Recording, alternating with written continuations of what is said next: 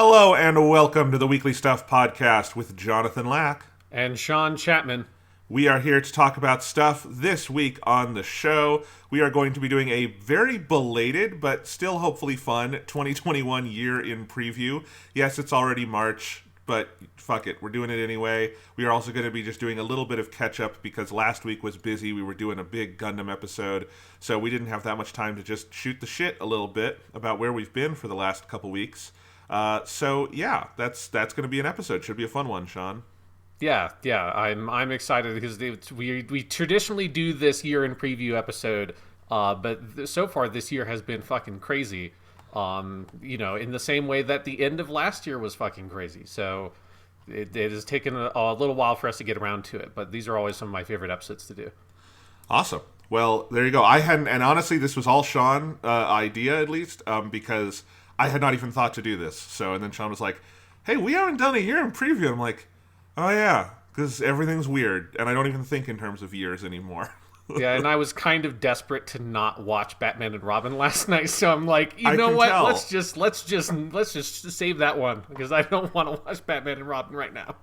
It is the completion of the Batman on film series is entirely reliant on this point on whether or not the two of us can work up the courage to watch Batman and Robin, because after that it's smooth sailing. I don't think there's a single movie after that.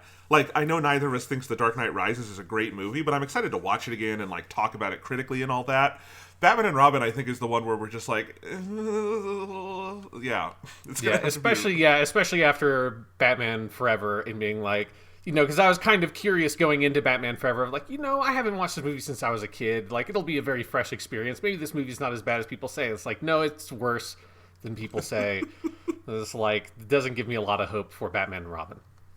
You know what's funny is my brother has been watching the movies along with us to listen to the podcast, and he wound up watching Batman and Robin right after watching Batman Forever. So he's caught up, and then he's been asking, like, when are you doing that one? And I'm like, we weren't as brave as you, Thomas. We should just wait long enough to do it to kind of, like, force him to watch it again. Because it'll be so long enough that he's like, well, now I need to rewatch it in order for it to be, like, fresh. Okay. So our new goal is just torture Thomas? Yes. That's been the goal the whole time. All right. Well, there you go. Sorry, Thomas. Let's see. So where do we want to start? Let's just do some stuff. Sean, what have you been up to? I've been playing Genshin Impact. Is kind of it. I've been playing a little bit of Yakuza, but I haven't had enough time to like sit down. Like, that's a game that I want to like have a good chunk of time when I sit down to play it. So I've been pecking away at Genshin Impact and watching Gundam, and that has been most of my week. Nice. I have been doing all of those things as well. I haven't been playing a ton of Genshin Impact lately. I've been like doing the dailies and just like getting a little bit further in my adventure rank, but mostly I've been playing Yakuza. Because I've also found, like, the deeper I get into Yakuza and the more that game has opened up for me, like, the more I've had fun just doing, like, 20-minute runs in it, because there's so many things in terms of the mini-games and the side quests and all of that you get to do at a certain point. So that's been very fun. That game is super rewarding. Like, just this morning before we started recording, Sean, I wound up playing just a bunch of the Dragon Kart, which is they've added Mario Kart into Yakuza, basically. Mm-hmm.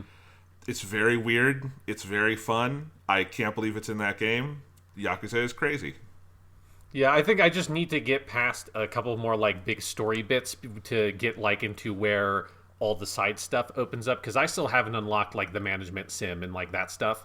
Okay. So it's like I just need like that chunk of time to like push past some of like the early story stuff. Because I'm still loving the game. It's just like with a JRPG, sometimes you hit those points where I need like a solid 2 hours to play the game. I've not had a solid 2 hours to play anything. Yeah. Have you, what chapter are you in? I think 5 or 6. I don't remember. Okay. Because 5 is when it really starts to open up. So you're probably very close. Yeah, because I've unlocked like getting like the different like jobs and all that kind of stuff. So I think I'm like right on the threshold of like all that stuff opening up and getting access to more of the side stories and that kind of stuff. Yeah, I'm on chapter 9, which just dumped me like a billion side quests. So I've been doing all of that before moving on with the story. And it's a great game, Sean. Mm-hmm. It's so good. I love Yakuza. Kasuga Ichiban is the kindest person in the history of video games, I'm pretty sure. I don't know, Kiryu is probably... I know Kiryu, like, runs a literal orphanage, so I know he's pretty kind, too. But, yeah. But Kiryu like hides it under this very stoic, dour exterior, and like Kasuga is not like that. He's just like he's everybody's best buddy, and he's happy to be that guy. Yes, that was my impression, but I could have been wrong. So, yes, it's a great game. Genshin Impact is still fun. I'm level 49. I'm almost to 50. I'm almost to the point where I can use all this shit I've been hoarding to level up my characters again, including Hu Tao, who has now become a staple of my team. She is ludicrously crazy when you know, or like powerful when you know how to use her. That is an awesome character. That's the current like. Well, no, actually, I think that event is done. Now they're doing Venti again. Who maybe I'll get Venti. That'd be cool. But yeah. Venti, like I don't have Venti, but I know that Venti is incredibly powerful. Like he's that kind of character who you could probably just like slot into any team, and he just like kicks ass because all of his abilities are wind focused. So it's all like combining everyone's elements together. Yeah. So like what I'm doing in Genshin right now is I'm having a lot of fun messing around with like team composition stuff. Now that I'm at characters are getting to level 90 and stuff, so I now have. I've leveled up Kei Ching, who is a character I hadn't used much. She's like the lightning cat Liyue girl with the sword. I just got her. Yeah, I have her up at level 90 now, and she is really fun to use because she has a teleport ability that is good for combat, but also good for exploring. So I've kind of put her into my party and kind of like messing around with that and leveling up other characters. I have Hu Tao at 80. I've got Ganyu at 70. So I'm getting like, I'm trying to build up enough characters to be able to like really experiment with team composition, because that's like what kind of opens up more once you get past adventure rank 50 and start getting to that like really in game type stuff. And also they just added in, have you done any of the hangout events yet, Jonathan? No, I have not. They are very fucking cool. So they just added in a whole thing where you right now it's only 4 characters. It's Barbara, Noelle, Chung Yoon, and Bennett. But eventually I assume they're going to keep on rolling these out, where they're basically these kind of like very light, like it's not a visual novel in the sense of that they don't change the way the story is formatted or anything, but like in terms of like the storytelling style, it's kind of visual novel-esque, almost like pulling lightly from like dating sim type stuff. If you just go and like hang out with characters and get like a very light character focused, they're called hangout events for a reason, like you just kind of chill with these characters and get a little bit of their backstory and stuff. And it's the kind of thing I've wanted them to add into the game for a while, because the characters are so cool and rich, but you don't get a lot of avenues to really experience like unique character stuff with them in the story, because you just get, if they pop up in the main story events, or they get the like more lore focused big picture character like stories that they've done. These are more just like, hey, let's hang out with these characters and kind of just like get to know them as people. I've done the Barbara one. And that one is really awesome, and I'm probably going to do the Noelle one later today, because you unlock them doing with the story key stuff, the same system you use to get like the character stories they've been doing when they release new characters. Nice. Yeah, well, that's awesome. Yeah, there's always so much stuff to do in that game, which is so crazy, like compared to other service games I've played, where you feel like, there's nothing going on. I don't feel like there's been a time like that with Genshin. So. Yeah, I mean, I've stuck with it basically since 1.0 launched, and I have been playing that game regularly since, because they are very good at like timing those updates and where you get small chunks and then where you get these like kind of bigger chunks that they're doing. Yeah, so a lot of my stuff is your stuff. I've started watching Gundam 00 Season 2. Holy fuck, that show is great. Yep. Been watching some other stuff. I've been watching a lot of TV shows and whatnot the last couple weeks, catching up on some things. But you can follow my Twitter for all of that. The big thing you probably want to hear me talk about for a minute is the Snyder Cut of Justice League. But before we do that, Sean, okay, there's something much, much more pressing that I have to talk to you about. Okay. I was at Walmart the other day. I'm getting all right. groceries. I get my groceries at Walmart. It's cheaper there. And I go down the chip aisle, and I'm looking at the Pringles. Sometimes I get Pringles. And I found these. Yeah. These are the Halo limited edition Pringles Moa Burger edition. There's a big, like, 4-patty burger that's apparently a Moa burger, and then a picture of Master Chief. What is not on this slide of Pringles is a picture of a Moa, which, if you don't know, in Halo is the ostrich thing in the first level of Halo Reach, which you can kill for no reason but it doesn't do anything. It's just I there. think there's an achievement in that game for killing a certain number of the Moa. I think that is like where the Moa thing kind of comes from. Is that that's the only thing they did to draw attention to them, is that there's achievement in the first level of Halo Reach for killing a dozen of them or whatever it was. Yeah, so that's a Moa, which means, Sean, this has broken my brain a little bit. Yeah. Pringles, in conjunction with Microsoft, made a potato chip based on a fake bird. But not just a fake bird, a fake processed burger based on the meat of that bird. So this is a flavor based on something that does not exist. And not even that, it's not like a super recognizable thing from Halo. This is like an in-joke on an in-joke on an in-joke for you to get. This is something from one level of a game that is over 10 years old now. Mm-hmm. And they put it out in just the middle of March 2021. There's nothing Halo going on right now. Even if Halo Infinite had come out, it would be 6 months old. It is so bizarre. And you open these up, and here's the weirdest thing, Sean. When you eat Pringles, Pringles has tons of flavors, right? Mm-hmm. You got your cheddar cheese, you got your sour cream and onion, you got all of that, and like that, you understand what it's going to taste like. But even when they do crazier ones, like barbecue isn't crazy, but like a pizza flavored one, or ketchup flavored, or whatever, like pick your crazy flavor that they'll do, you usually have an expectation of what that's going to taste like, right? Yeah. Like pizza Pringles doesn't taste like eating an actual pizza, but you go and you're like, oh yeah, I can see how that's a pizza flavor, you know? When you put a Moa Burger Pringle in your mouth, you have no idea what it's going to be. It's like, I look at it and I'm like, I guess this is going to taste like a burger, but it's a Moa, which is an ostrich, so I'm expecting like gamey duck meat, maybe? I don't know, but it doesn't taste like any of that. I've eaten several of these, not quite half the thing yet, and I can't tell you what they taste like. They've got a little bit of heat. They're a little spicy. I guess and if you look at it, the Moa Burger that they have pictured does have a sauce on it. So I guess there's a sauce in the Halo universe, and I guess that's what that heat is. But then, like, the other part of it, the meat flavor, it's kind of smoky, but it doesn't taste like meat. If anything, it almost tastes like a seasoning, like a sesame or something. I don't know how to describe it. It is the weirdest thing. They're not bad. They're pretty good, but what's so weird is I have no way to describe them, and so they feel wrong in my mouth because, again, like it's a mystery flavor, basically, but it's a mystery flavor based on a bird from a game that came out when we were in high school. Who thought of this? Did a Microsoft employee get high and, like, play Halo and then email Pringles? Was someone at Pringles high? Were they, like, how did this happen that I can go into a Walmart in buttfuck nowhere, Iowa, and get Moa Burger Pringles in 2021? This is the weirdest thing ever. Yeah, do you think that, like, there was, like, a marketing deal that happened 10 years ago for Halo Reach that just, like, fell behind the couch cushions or some shit that someone at Walmart dug out and was like, oh, fuck, that's right, we were supposed to do this whole, you know, because Halo 3 had a billion of those, like, marketing, like, tie-in, game fuel, Doritos, whatever.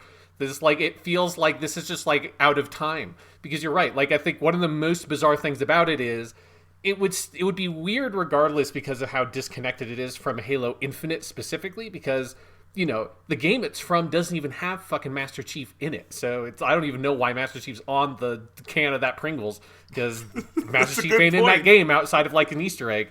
And so it's like, it's so disconnected from what anything would be in Halo Infinite. But if this had come out, like, around in November when Halo Infinite was originally supposed to release with the Xbox Series X, you wouldn't think about it. It would just be like, oh, that's kind of a weird thing. Like, I don't know why they picked that to be the Halo Pringles tie-in, but at least a Halo game is coming out. Or then the Halo game gets delayed, but there were several things like that were like marketing promotional things connected to Halo that ended up coming out sometime in the fall because those deals had already been made and they, you know, whatever, they had to push back the game. But this also is not, there would have been, if Halo Infinite had come out, it would have been old at this point. It'd be like half a year old. We're also like, you know, 6 months from when it's probably going to come out. So it's just this weird no man's land of just nothing's happening with Halo. And then this Pringles thing happens. Because I saw this when It got like announced, and I was just very confused. And then I saw that you made a you made a tweet about it on Twitter, and I was more confused about why you would do this. And then I'm just confused about this whole process. I'm very confused. Do we think like are Moa in Halo Infinite somehow? Is that like a thing? Is it like you have to go hunt the Moa and then like cook, and it's like Genshin Impact or something, where Master Chief has to like make his food in the open world? I would love to hear like what the like lore explanation is for why there are Moa on a Halo ring. Yes. When the Moa presumably went extinct when the Covenant glassed the entire planet of fucking Reach, right? Like, the ending of that game is everything on that planet dies, presumably including all of the Moa. So I don't know how it would get onto that Halo. Maybe the Moa are the only thing that survived. Maybe, like, they are super beings, and we just didn't know it. And that's why they were the Forerunners. They were the Forerunners somehow. The whole time. They built the Halo rings. They built the Ark. They've been fighting the Flood since time immemorial. This is the true truth of Halo. Here's the funniest thing on this entire can, though, Sean. It says Pringles, wavy, Moa burger, artificially flavored. No shit. No shit. Artificially flavored. The best, it would have been great if they had said naturally flavored there, just to fuck with you. Yeah. Like, what did you use? What natural flavor did you use for a Moa? Is it an emu? Because I say ostrich, it's almost more of an emu, because it's like this giant fucking thing. I don't know. It's weird. It's weirding me out. I'm putting them off my desk so I can't see them, because they are the weirdest food I've ever bought, I think. Yeah, that is very... Yeah, it's just inexplicable. I think the best explanation is that it was supposed to happen 10 years ago, and somehow it only happened now. Someone, like, put a decimal point in the wrong spot, and, like, the factory's only fucking booted up, a few months ago instead of in 2011. Alrighty. Well, there you go. Okay, the other piece of stuff is, we're not reviewing it this week, but I did watch it. The Snyder Cut of Justice League on HBO Max came out, and I watched it Thursday night because I had finished most of my work for the week, and I was like, fuck it, I'll watch a 4-hour movie. And so I watched it, and I fucking loved it, Sean. Improbably, miraculously, I think it's a pretty great movie. A pretty singular movie. You can, and I was moved enough by it that, one, I was writing handwritten notes through the whole thing, my favorite of which is, all caps, the plot makes sense now. Which, it's not the most important thing about the movie, but I do appreciate that the plot makes sense. It's like a baseline that does help compared to the theatrical cut where nothing made sense. But I really liked it. I was moved enough that I was writing these handwritten notes. I did write a full review. You can read that at jonathanlack.com. Sean, you have not had time to watch it yet because you're a busy person, and this movie is very long. Yeah, I'm very upset that you like this movie, because it means that I have to watch it now, and I don't want to watch a 4-hour movie. Like, it doesn't matter what it is. I don't want to watch a 4-hour movie right now, but I'm going to have to. Well, you don't have to right now. I mean, we can wait, and we'll figure out if we want to do a podcast on it at some point. I have no idea how you will react to this movie, Sean. Genuinely, I have zero idea. It is... I'm kind of stumped as to how you would react to it. I think you would probably share the general consensus that, yes, it's obviously better than the theatrical version. I mean, almost anything would be. It would be hard to be a worse superhero movie than the fucking theatrical version of Justice League. Yeah. And I think, based on, like, our experiences with some of these movies, you, I think, have stronger pre-existing notions of some of these characters and how they should or shouldn't be used.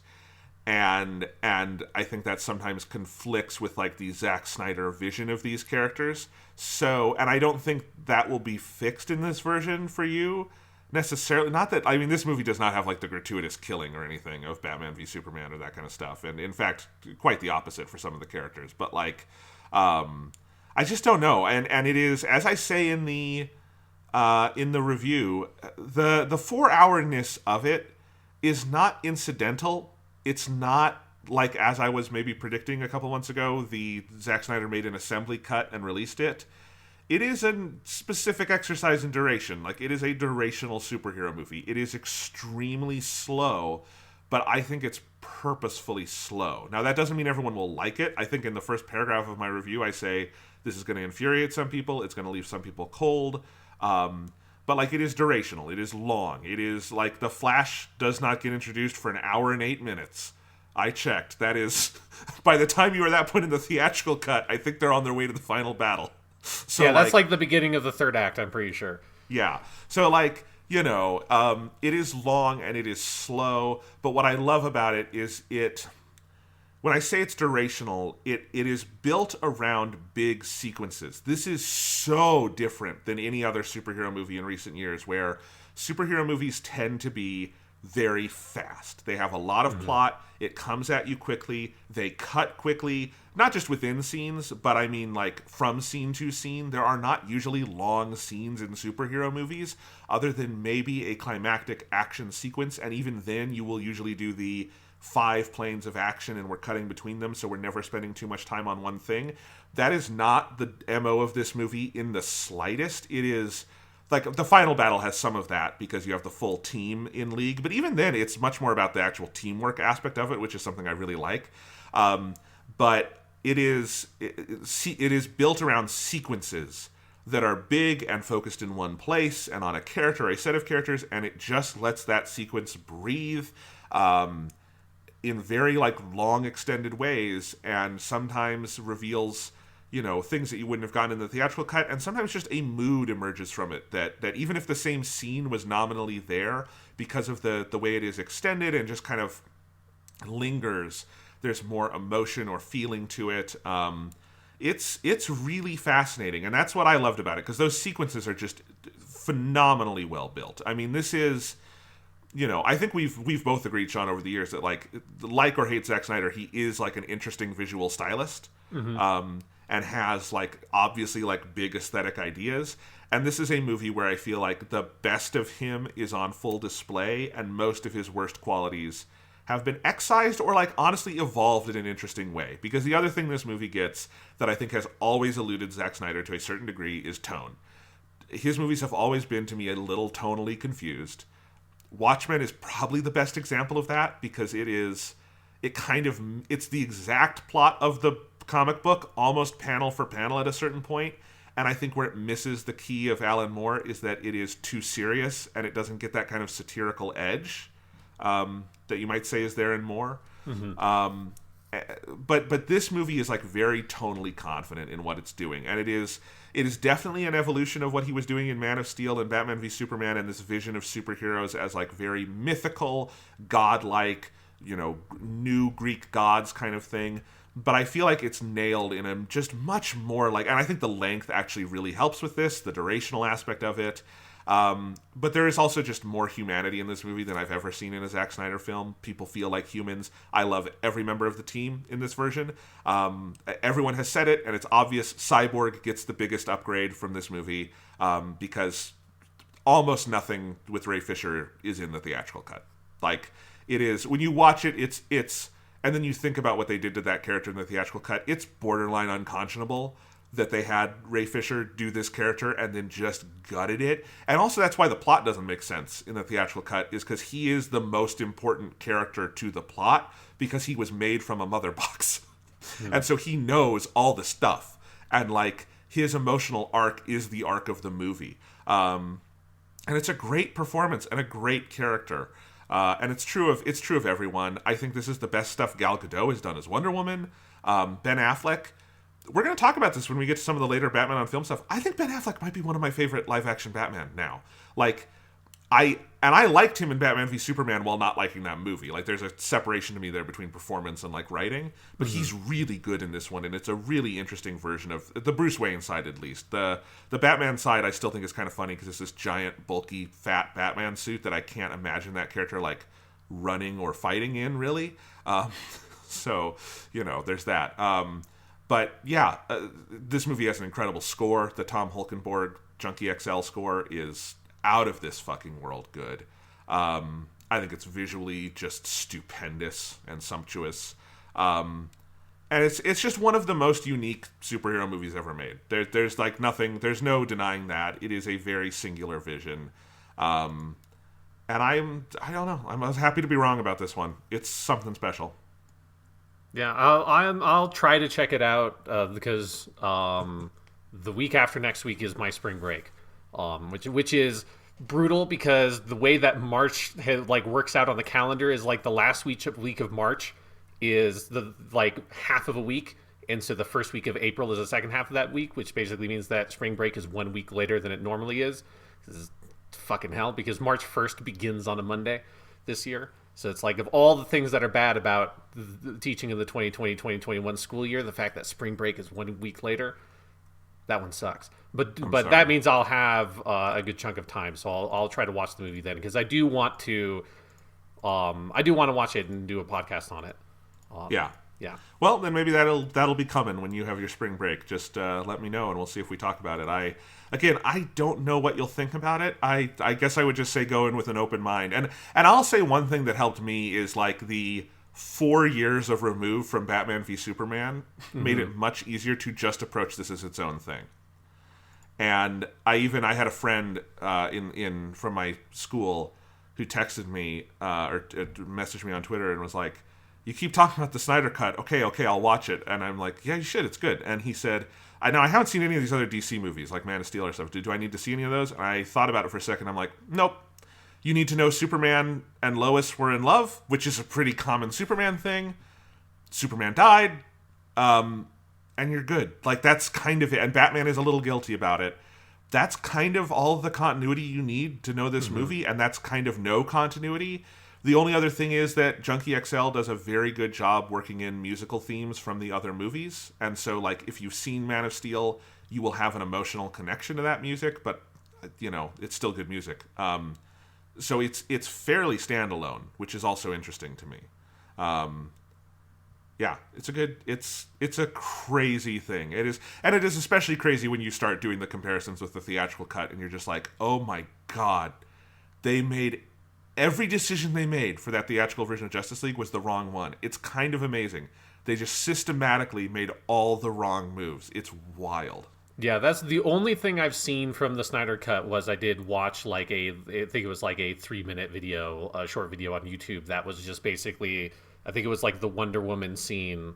It was like a chunk from like her introduction, Yeah. and it was like the Zack Snyder version and the theatrical version side by side because it's just like I'm curious to like look at just like a little piece of this since people are liking it, and it was hilarious. It's like hilarious watching even without having seen the full Snyder cut, watching those side by side and being like, yeah, this is why you don't have one director basically make a whole movie and then you just take not only a different director but like a very different director and throw him onto that material because it's just like wow, it just was very eye opening about like why the theatrical cut was the way it was. If you just look at like it is like if you just look at 30 seconds of the same quote unquote the same footage side by side, it is the same footage, but how like different it is in context and like editing and stuff like that.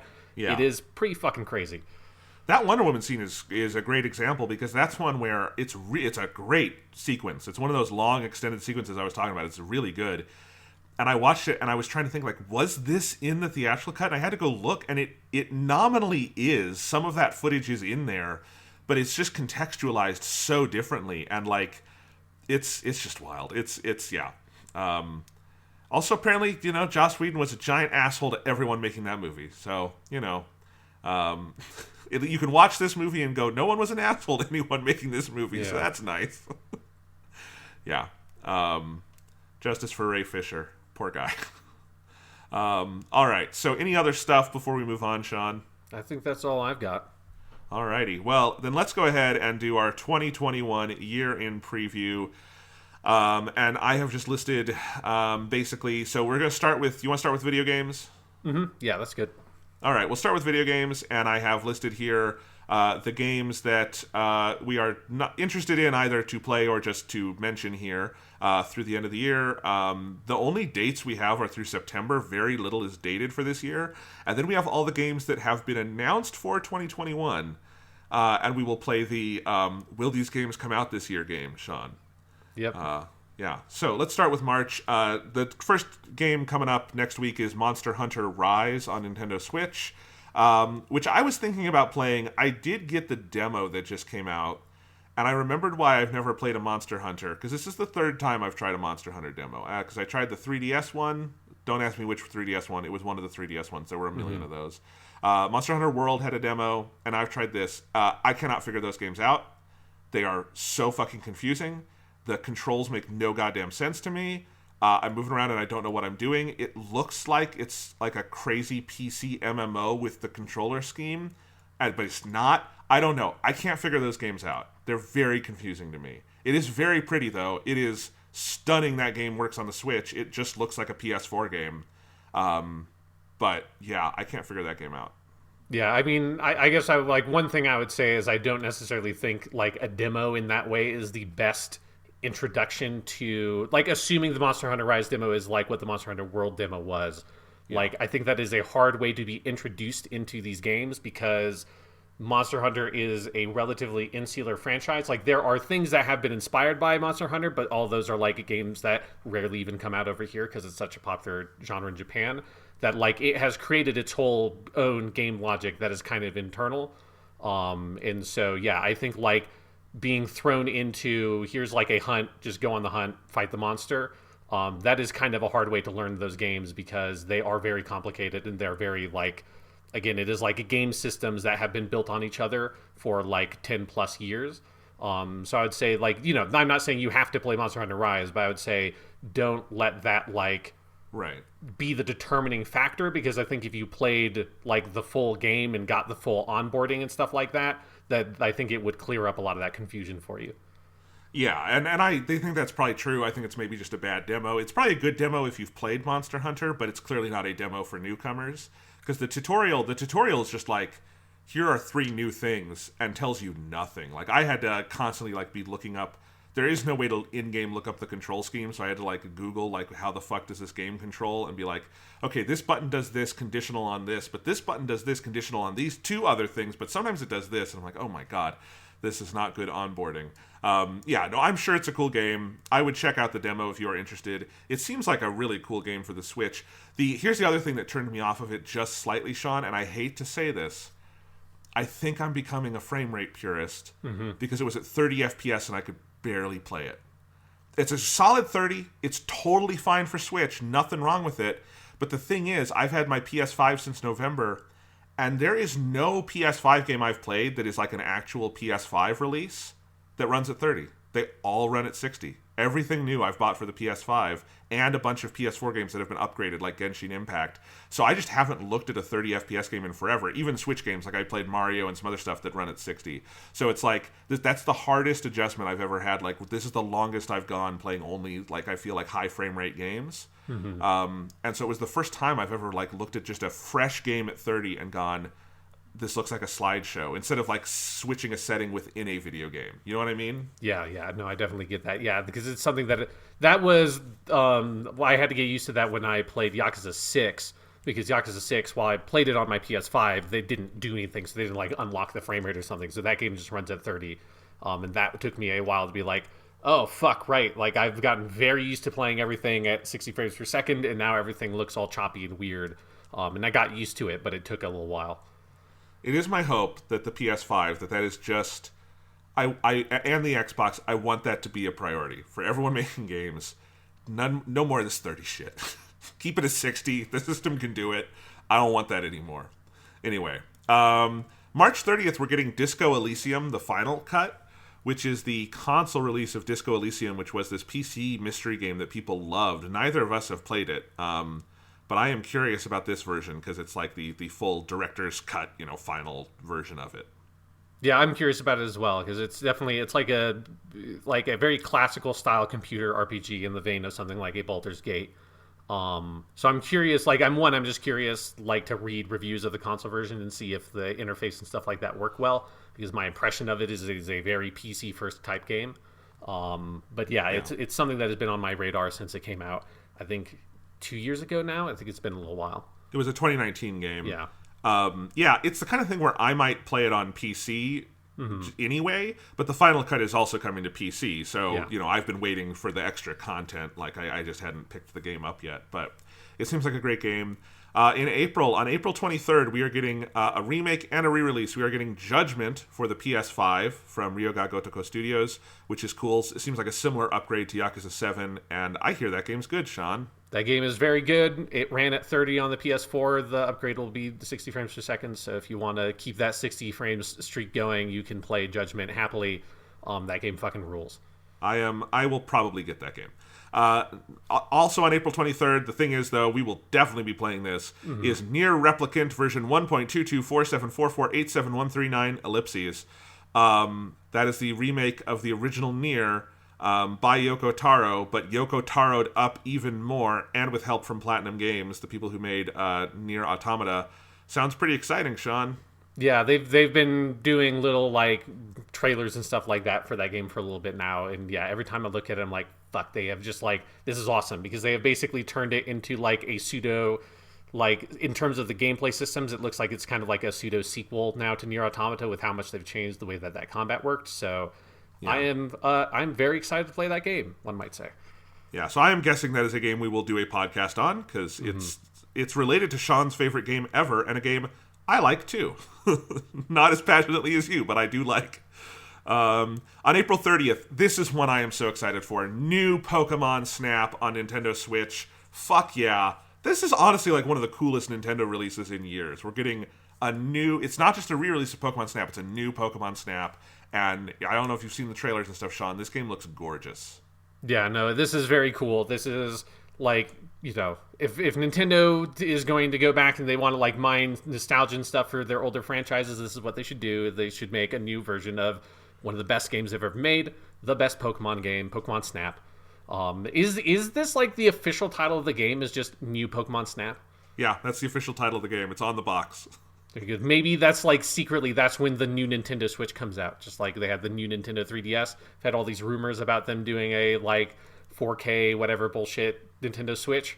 They should just call it the new Nintendo Switch, and you play the new Pokemon Snap on the new Nintendo Switch. There you go. April 30th, we are also getting Returnal on the PS5. That is the game from Housemarque, right? Mm-hmm. Yeah. Yeah. The people who made Resogun, which was a great PS4 launch game. Seems like it could be interesting. Yeah, it looks like it has more narrative content than I thought. The last trailer they did showed like a whole... They're like these like first-person sequences that are very narrative-focused. Because it seems like the rest of the game is this like third-person shooter... roguelike kind of game. But it looks like they're doing more with that than just like here's another roguelike. So I'm pretty curious. I'm curious about like the reviews for that, because I think that'll really determine whether or not I check that out.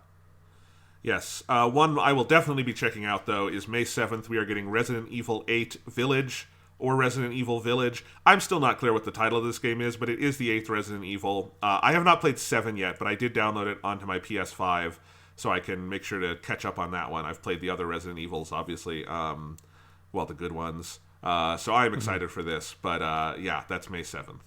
Yes, I'm looking forward to that, because one thing that's interesting here, Jonathan, on this list is that is the first game we've talked about that is a big budget. You know, Returnal, it seems like it might be a good game, but it certainly doesn't look like it's a big budget game.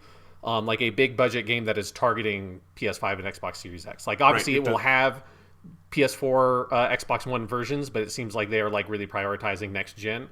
Does it have PS4 versions? I thought it did. I'm pretty sure it does. I'll look it up.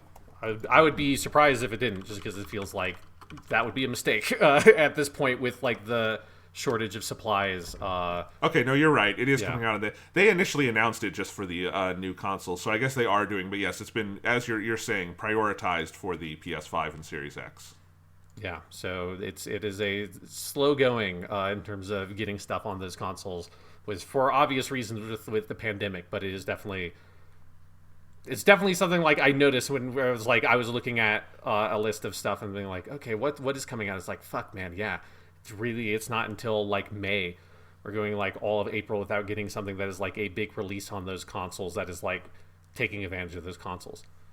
Yes. May 14th, we are getting Famicom Detective Club, the remakes for Nintendo Switch. I am excited for those. Those look really cool. And also on that day, we are getting the Mass Effect Legendary Edition, which is the remaster of the entire Mass Effect trilogy. For PS4 and Xbox One, I'm still a little puzzled why they're not doing any like specific PS5 versions of these, but hopefully they run well. And yeah, we'll see. These are ones where I'm like slightly hedging to like maybe wait for the reviews of these, just because I do I can play these all on Xbox One backwards compatibility in really good quality. I can play them on PC in really good quality. So I am curious if they've made any like bad changes, but we'll see. It is coming, and hopefully it will be good. This is a long time coming. Yeah, my feeling on it is just like, how has it taken this long? Like it just is so absurd that we are like half a year into the PS5 and the Xbox Series X, and now is the time that they're releasing a collection of all the 360 PS3 era Mass Effect games. It's like, what the fuck was happening at EA and BioWare that it took them this long for what is like the most obvious, easy, like slam dunk video game release you could possibly think of? They were sitting on one of like the most popular, beloved IPs of the last 10 years in video games, and they just did. I mean, they made a really bad game in Andromeda, and then they did jack shit with any of the legacy content of it until now. It's just crazy. Well, they were too busy making games that flopped and almost sunk the studio. So yeah. Which is why you want to release your easy remake that'll make you a lot of money without having a huge development cost, because then then maybe Anthem won't like kill everyone at the studio. Yeah, I mean, the thing that still worries me about these is that we know they've been done in-house at BioWare by a pretty small team that sounds like it's a little underfunded, because that's why there's no like PS5 upgrade or anything, is that there's an interview where the guy just basically says like we didn't have the resources for that. And what really baffles me is that EA didn't like send this to Bluepoint or someone. Like if there was ever a slam dunk remake worthy of like hiring like the people who know how to do this sort of thing, this would be it. And the kind of like it coming out almost as like an afterthought is what weirds me out about it a little bit. And I hope it's good, but we'll see. Yeah. May 21st. This one is the PlayStation exclusive, despite the studio now being owned by Microsoft, Deathloop. Yes, this is the Arcane Leon game that I'm very excited for. That looks like it's a very like pulpy action take on the Dishonored games. That looks like kind of like, my hope is that it is doing some of the things that I had wished that Dishonored 2 would have done, because like I was very disappointed at Dishonored 2 because it was very much a more of the same kind of sequel, where I wanted a game that kind of looked at the problems with the first game and kind of evolved them. And this looks more like that it is taking a look at like the main gameplay loop of the level-based thing that Dishonored has, and it looks like what they've talked about is being able to take targets in different orders, and like what you do with one target might affect another target. It feels like it maybe has a little bit of like almost like a Hitman-y quality to it in that way, of looking at a larger scale sandbox thing rather than this very kind of closed off level design, which is what the Dishonored games did. So yeah, I'm very interested in that game. On May 25th, we are getting Shin Megami Tensei 3 Nocturne HD in the US. This is already out in Japan, but this is the English localization for PS4 and Switch, and that is that's the Shin Megami Tensei game that I feel like is the most acclaimed, right? Mm-hmm. Yeah, that feels like that's the one that, because they did Shin Megami Tensei 1 and 2 a long time ago, and then 3 was like them kind of going back to the main series for the first time in a long time and kind of updating it. So yeah, like it is definitely like the one of the core Shin Megami Tensei games that I feel like people hold in really high regard. I am excited to have a new, easily accessible version of that, definitely. In June 10th, we are getting Final Fantasy VII Remake Intergrade, which is the PS5 upgrade of Final Fantasy VII. Is that coming to any other systems? I forgot to check. I don't think so. I'm pretty sure that that's still a Sony thing. So yeah, because I think this is one thing that happened when we were off for those 2 weeks, basically, was Sony had a state of play that didn't have a lot of stuff in it. I think the biggest thing was this Final Fantasy VII Remake stuff. And then after that, Square Enix had their own event where they have revealed, one, that they are making a Final Fantasy VII Battle Royale game. I don't know if you've heard about that, Jonathan, but... Yeah, I have, and it's dumb. Yeah, it is a hilarious trailer, just because all of these trailers were hilarious because they are all these shots intercut with, like, words on the screen that's just, like, graphics, and nothing explaining why, like, okay, I guess this is going to have better graphics, but thank you for just giving me that one word. They are also doing a totally different remake of Final Fantasy VII that is Final Fantasy VII Ever Crisis, which is I think a mobile game, and it's like top down. It's more like the traditional Final Fantasy VII perspective, and I just find it hilarious that they are somehow remaking Final Fantasy VII again already for phones. And then and then also this integrate stuff. So it is, that game optimized for the new consoles, and there is a DLC thing with Yuffie, and so you play as Yuffie and a new character, I think, and do some shit that's like a side story set along the events of Final Fantasy VII Remake, but you're playing as Yuffie. And the only reason I really mentioned that is like I might check that out because I did enjoy that game and I like Yuffie a lot. I like but Yuffie, yeah.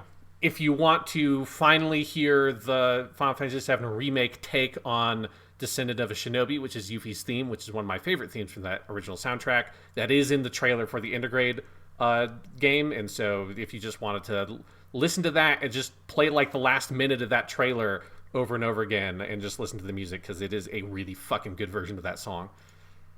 Yeah, so this will be free if you already own the game, but you have to be a little careful with like how you get the game from here on out to like get it's as we have learned. I think this is probably worth a topic at some point. The Sony needs to fix the upgrade path bullshit. It's really, really bad. We learned that with the Avengers stuff this week too, because Avengers got its upgrade to PS5. And if anyone cared, it probably would have been more of a scandal of how dumb it was. You had to have Avengers PS4 and PS5 downloaded on your system at the same time, eating up space to do the save transfer, and then you could it's a whole mess. It's different for every single game. This is why Xbox's smart delivery is smart. They don't leave it up to the developer every single time. Anyway, because like you can get Final Fantasy VII on PS Plus this month, but that one won't get you the upgrade. There's a bunch of very confusing stuff going on here. Yeah, so I feel like that is very much a Square Enix wants to get that game in people's hands, but doesn't want to give away for free the new shit that they did, and so they're like, it is a very weird, because Final Fantasy VII Remake, it is far from a perfect game, but it is a good game, and if people are interested, it's well worth playing. But it is very weird that you are then, if you have a PS5, faced with this strange choice of, do you just take this free version of the game and just say, fuck it, I'm just going to do this, and then potentially have to buy the upgrade if you want to, or just buy a cheap version of the PS4 game that I'm sure you could get for super cheap and just wait for the PS5 thing to come out and just have a free upgrade that way. It's just like, why have to overcomplicate it like this? Yeah, get a disc. It's the easiest way. That's why you should have the disc version of the system. It will save you lots of money in the long run. Mm-hmm. Also on June 10th, this is the one I'm excited for, is the Ninja Gaiden Master Collection, coming to everything with the 3 Ninja Gaiden games from the Xbox and Xbox 360 era, all in one place. I think this one even runs at like 120 FPS on the new consoles or something. It's crazy. Yes, Ninja Gaiden 1 and 2 are great games. I didn't play 3 because it seemed like everyone hated it, but Ninja Gaiden 1 and 2, great games. People should play them. On June 11th, we are getting our first actual PS5 exclusive of the year. Maybe only, given what else is coming out. And that is Ratchet and Clank on the PS5. The, what's it called? A Stitch in Time? Ratchet and Clank Rift Apart. Rift Apart. A Stitch in Time is the Lilo and Stitch direct-to-video sequel. Maybe. I actually don't know if that is. I don't know. Stitch in Time, I'm sure, is a subtitle for like hundreds of things. It's a very, it's a phrase. But yes, this is the one that, like, it's basically Ratchet and Clank, but a tech demo for the PS5, and I am okay with that, because Astrobot was also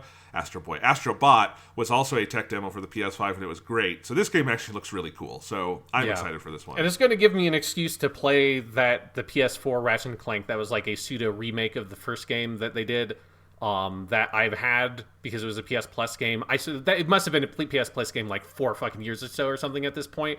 I've had it, and it is like one of those where it's a game I have had installed on the hard drive I had on my PS4, and now it's installed in my for my PS5, and I've just had it there forever, being like, I definitely want to play this because people really like this game. It looks great. I just have never had that like extra push of motivation to play it over something else, and then this will finally be the thing that'll be like, okay, now I'm actually going to fucking play this game. And actually anyone can, because it's just completely free right now for PlayStation owners. They're just giving it away. And it is also in the PS Plus collection for PS5 owners. So if you own a PlayStation, you can play the Ratchet & Clank remake. So I will probably play that too, Sean. June 25th, we are getting Mario Golf Super Rush on the Nintendo Switch. Mario Golf is my favorite of the Mario sports, so I might check this out. July 9th, also on Nintendo Switch, we are getting Monster Hunter Stories 2 Wings of Ruin. This is the JRPG spin-off of Monster Hunter. The first one was on 3DS and was pretty well received. I was looking this up. And it's really cool. It's like got a very anime aesthetic. The trailer for Monster Hunter Stories 2 is really good. It actually looks like a pretty good game to me. And it's like a traditional JRPG in the world of Monster Hunter. This game is specifically about like you're protecting like a Rathalos egg. And it looks like a cool story. This one actually, like, I was like, this looks kind of neat. Like, even not someone knowing Monster Hunter, it looked like a cool game. Yeah, I remember when that first one came out that people really liked it. So yeah. So Monster Hunter back on its Nintendo bullshit very firmly in 2021 after a brief flirtation with PlayStation over here. I say over here. Monster Hunter World was a giant hit. Monster Hunter World is the best-selling Capcom game ever made. Right. Yeah. Yeah. It's I'm sure they will come back to PlayStation at some point. Yeah. But Monster Hunter does crazy numbers. Yes. Although, I mean, the reason why they're going all in on the Switch this year is the Switch now is like by far the highest selling in Japan. So, it's not even close. Like, it's crazy. Yeah. So that is why they're doing the Switch. July 16th, we are getting Skyward Sword HD on the Switch. And I did manage to snag a pre-order of those sick-ass Joy-Cons. So that's how I'll be playing Skyward Sword HD. August 24th, we are getting Kena Bridge of Spirits. I forget what that is, Sean. You told me to put it on the list. That's the game that they showed this off on like an early PS5 event, and then they showed it off at that State of Play as well. It looks almost like what's that studio? The Studio Leica, right? That's the studio that does the like stop motion stuff. It's got that kind of aesthetic. It's this young. I remember now. I'm looking at it. I want to play this game. Why did I forget about this? Yeah, it almost has like it looks like it almost has like a Pikmin-esque system where these little like fuzzy dudes that you kind of control with your magic. The trailer they showed at that State of Play was very good. So yeah, I'm pretty excited about this because it just looks like a pretty fresh, like new kind of game that's got like just like a really great art style. It just seems like it's taking advantage of the power of the new consoles really well. So yeah, I'm pretty excited to check that one out. Yes, and that is a PlayStation exclusive, but also on Windows. So if you have a PC, just not Xbox. August 27th is No More Heroes 3 on Switch. And September 10th, the last game dated for 2021 is Life is Strange True Colors, which we learned about this week. That is Life is Strange 3, I think. And it is all in one. They're not doing episodic anymore. Episodic gaming, the nail is in the coffin. It is dead. It's been a long time coming. There's only one video game that ever did it well. It was Hitman 2016. Everything else, it just like was terrible. I've played the first Life is Strange, but I played it when it was on PS Plus, and I liked that one. Okay, that I might check this out. Like the fact that it is not episodic makes it so much more appealing to me because I just don't. Because it's that thing where it's like I don't want to play it piecemeal because the episodes always come out like 2 to 3 to 4 months apart from each other. But then by the time all the episodes is out, I feel like the zeitgeist that these games get is like totally gone, and so I don't have any like motive to play it because there's nobody talking about it anymore. And so maybe this will like actually get me to play this game because I know that people say that Life is Strange 2 is great, and I've been meaning to go and check that one out for a while. But it was very much a victim of that. Of there are people like writing articles about how cool it was when it was coming out. And then now that it's out, like all of it is out, like I just don't have can't find the time and the motivation to play it on top of like Yakuza 7 or something like that. Yeah. All right. So moving on, we have here are all the games that have been announced for 2021, don't have a date yet, and we can talk about if we're excited and if we think we'll see them this year. Going in alphabetical order, we start with Axiom Verge 2. The sequel to Axiom Verge. People like that game. It's been shown off in a couple Nintendo Directs. It was supposed to be Q1 2021, so I think we probably will get it this year. Just maybe it will not be Q1, obviously. Yeah, I played the first Axiom Verge. That is a very good Metroidvania. So yeah, I bet this game has been in development forever. I mean, it's made by like a little tiny indie team that I think like the vast majority of the work is done by literally one person, like the first game was. So yeah, I expect that we will get that this year.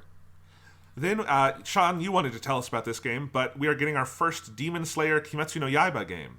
Oh, so that's what you meant when you said alphabetical order. I see you put it in with the D's, not the K's, with Kimetsu no Yaiba. Is it not released in the States as Demon Slayer: Kimetsu no Yaiba? But Demon Slayer is such a dumb generic title. Kimetsu no Yaiba is so cool. Okay, but okay.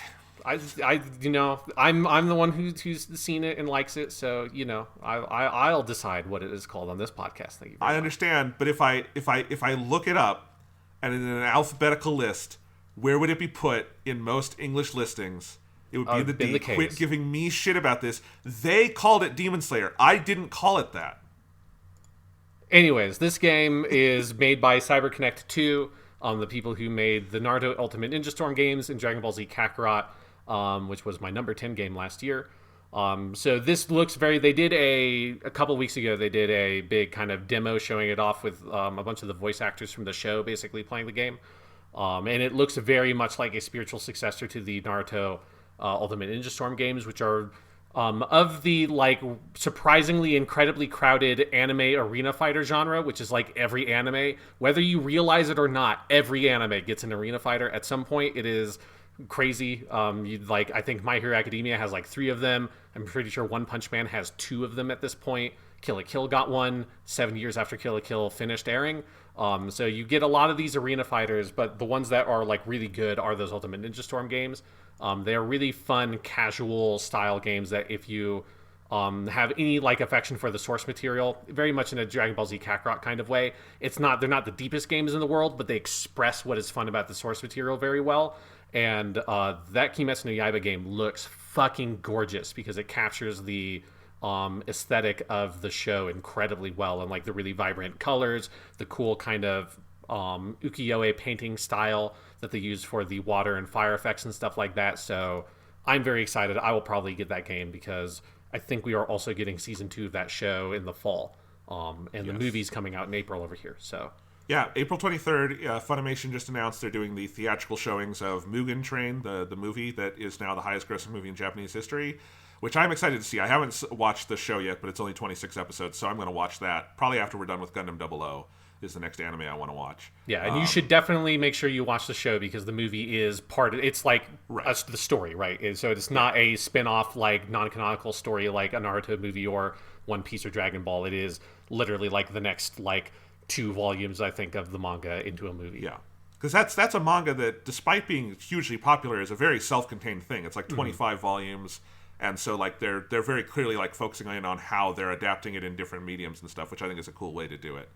So yes, Diablo 2 Resurrected, no date. I'm pretty sure we're getting that this year. Yeah, I would be shocked if we didn't. It seems like there'd be no reason that it wouldn't come out this year. And one of the games I am absolutely most excited for. Yeah, definitely. Please, gimme. Digimon Survive. This has been delayed up the ass at this point. This game has been supposed to come out forever, but it's like Digimon Story, the next one in that line. Same team that did the Cyber Sleuth games, and we are fans of those here. Yes, no, I feel like we talked about this game when we talked about Digimon Story Cyber Sleuth on this podcast. I think that's when trailers were coming out, and it has been 5 years or something at this point. Hopefully it's good. Dying Light 2.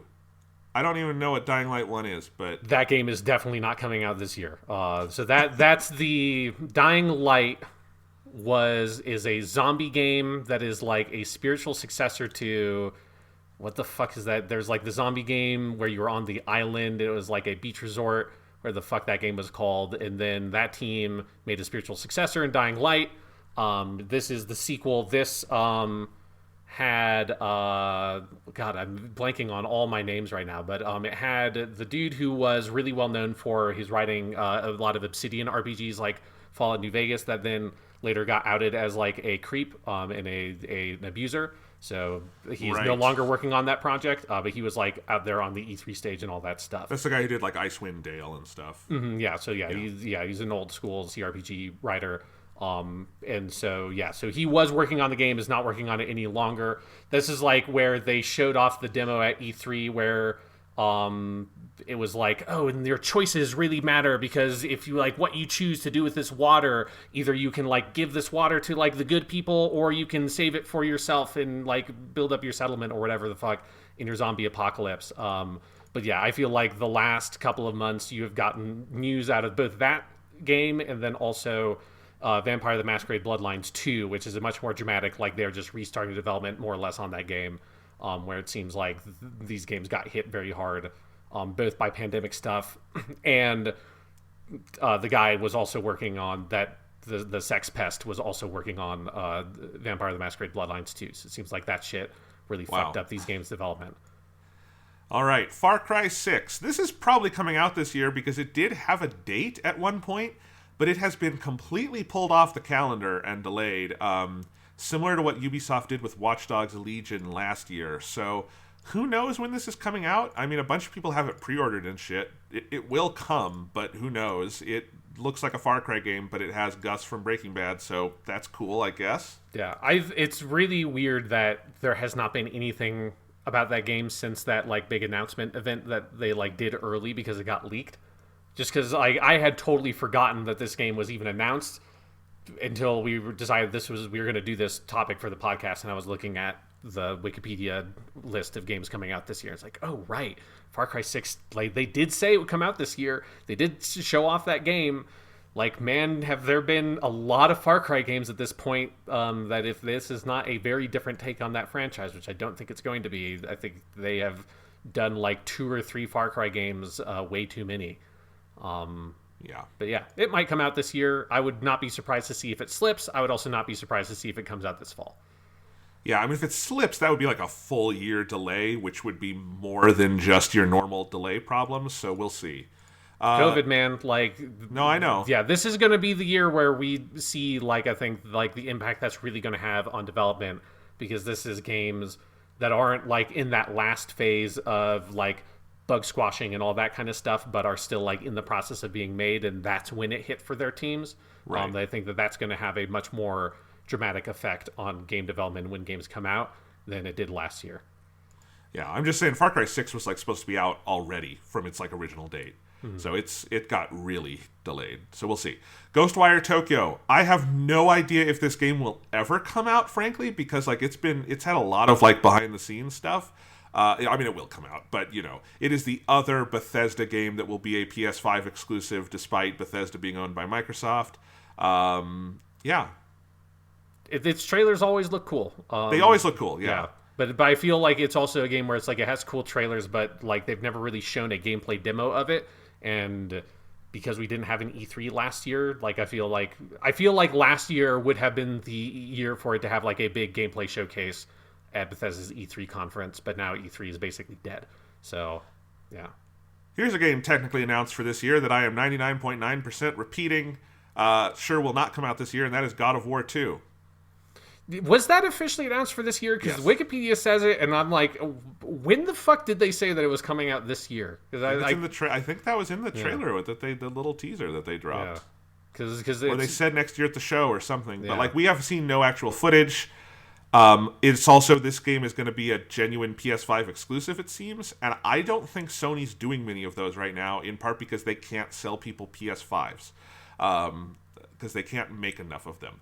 So, like, this is not a 2021 game. I am very confident about it. I mean, we haven't, like, not only have we not seen a second of gameplay of this game, we haven't even seen a second of, like, CG pre-rendered footage. The only thing we've seen of this game is maybe the logo, but even then, I don't even know if this game is called God of War 2 or not, because they haven't officially announced what the title is, because the logo was just like, God of War Ragnarok is coming. Is the game called God of War Ragnarok? Is it God of War 2? Again, who knows? Maybe it's just God of War again. We're done differentiating titles. SEO hell is here to stay. Fuck it all. Yeah, this would be the game I would be the most surprised if it somehow came out this year. I would be utterly shocked. Yeah. Halo Infinite, maybe this year. Maybe it better fucking come out this year. I mean, it better, but it really feels like they've like relaunched development to some degree. Like, I mean, it's got a new direct. It's like Joseph Staten came back, right? Mm-hmm. Yeah. I mean, I don't know.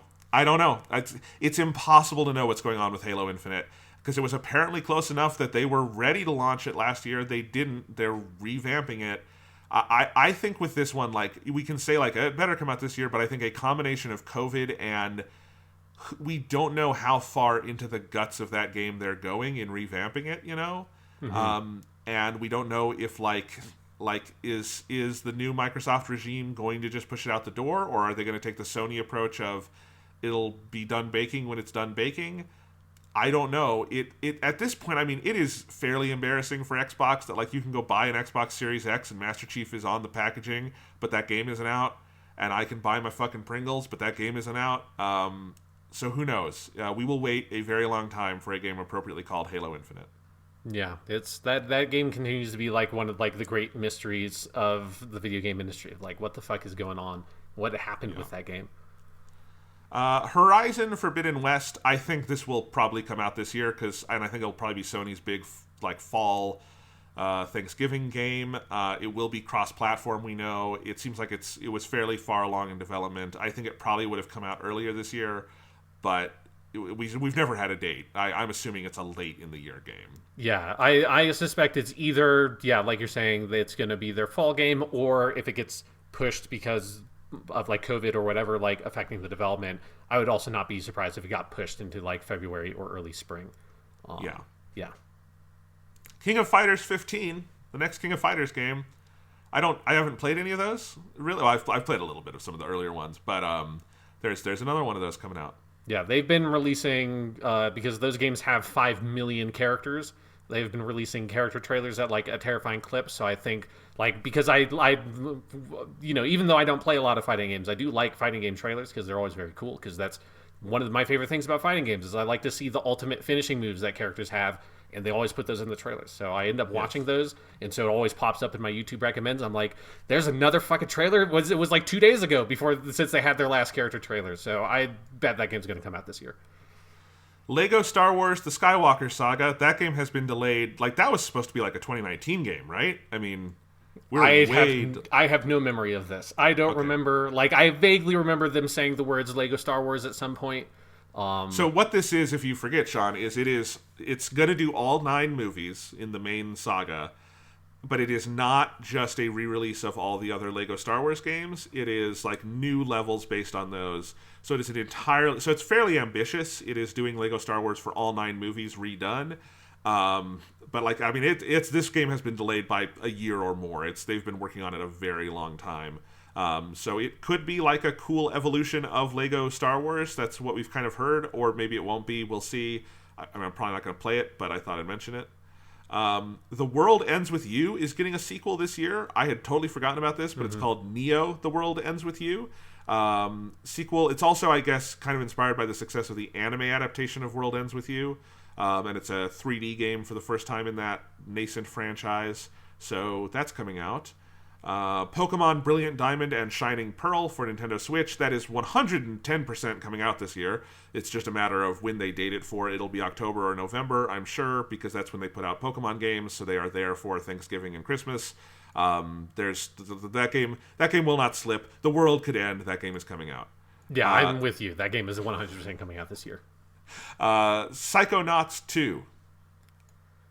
Will it come out ever? You know that game? Yeah, that game has been in development for a long time. It has been delayed a lot.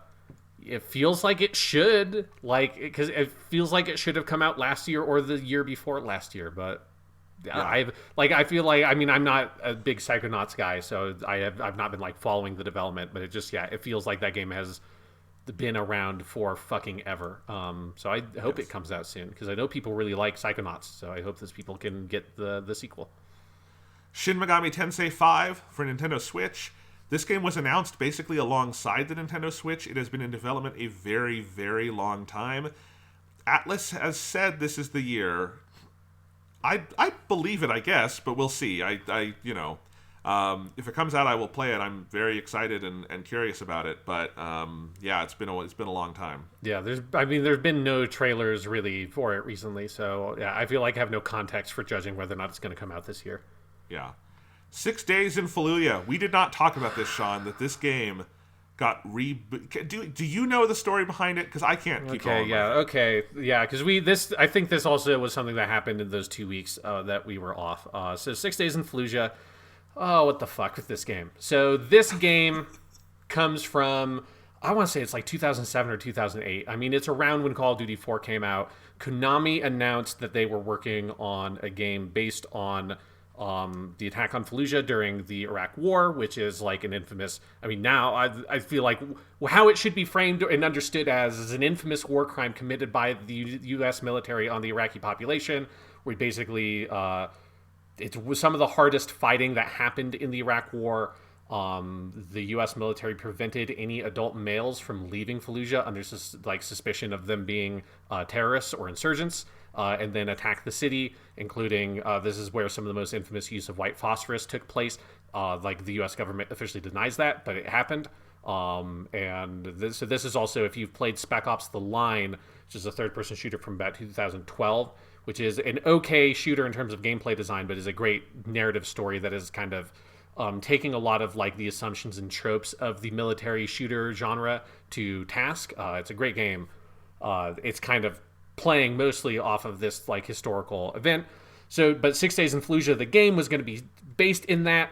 When it was announced, it was very rightly met with tremendous outrage of everybody saying this is like in remarkably poor taste. Like at the time, it had happened like 5 years prior or something. Like it was recent history. So I'm looking up the specific dates. The Fallujah event you're talking about was 2004. This game was canceled in 2009, so probably announced in 2008. Yeah. And even more so than that, Sean, Atomic Games, the original developers of this, they were working with the U.S. Marine Corps on this, and they were asked to make the game by the government. Like, that's where this comes from. This was not, So it was blatantly, blatantly U.S. military propaganda, and we're talking about like 2009 era games industry and like video game press, and it like tells you something if like in 2009 like there was that much outrage generated over this, like because I feel like the games media was not like a hugely progressive place in 2009 compared to like the general makeup of the games media now. That is like there's a lot higher percentage of people that are much more progressive and would like push for something like this or fight against a game like 6 Days in Fallujah. So it got canceled, very rightly so, and everyone said good job, we got it. I mean, this is like actual, literal, real cancel culture. We said, fuck this shit, cancel this fucking game. Konami pulled out. This is back when Konami still made video games. This might be a reason why they're like, you know what, we shouldn't do this, because we were a Japanese company that greenlit this crazy game. Probably, I don't know how Konami got involved in that, because it has always seemed like a weird pairing. And then, so earlier in March or like late February, it got announced that this game is coming back. It has at least the same lead dev, like the same guy who was giving interviews on 6 Days in Fallujah back in 2008 and 2009 is giving interviews about this game now. It's some of the same people. In the interim, some of this group of people have like made games like literally sponsored by the CIA. So it is also a thing where you're like, the connections of these people to the U.S. government definitely make me suspicious about this game. There's no reason why you should bring 6 Days in Fallujah back. It is still disgusting. I have absolutely no faith at all that it is going to be any sort of like reasonable representation of those events.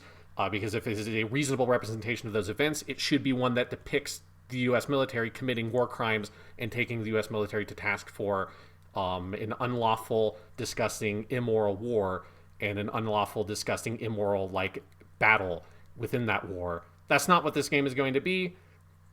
I hope this game doesn't come out. What the fuck? Like, how has this happened? Okay. It is one of the most absurd, bizarre things I've ever seen in the history of this entire industry. The guy you were talking about, who's the lead dev, the head of Atomic Games, now working on this. Atomic Games doesn't exist anymore. Is Peter Tomte. I have two quotes from him. One from 2009 and one from 2021. From 2009, this was an interview with Joystick, so this was a long time ago. Rest in peace, Joystick. You were one of the good ones. As we've watched the dialogue that's taken place about the game, there's definitely one point that we want people to understand about the game. And that is, it's not about the politics of whether the U.S. should have been there or not. It is really about the stories of the Marines who were in Fallujah. And the debate about the politics, that is something for the politicians to worry about. We're focused now on what actually happened on the ground. Well, no, you're not, because you're focused on the Marines, and the Marines were not the ones suffering there. Tomte also admitted that the game will not include war crimes committed by the American forces during the battle, including the use of white phosphorus. When asked about this is in 2021, he said, "Are we effectively sanitizing events by not doing that? I don't think that we need to portray the atrocities in order for people to understand the human cost." We can do that without the atrocities. What does that mean? Yeah. What does it mean you can portray the human cost without the atrocities? The atrocities are the human cost.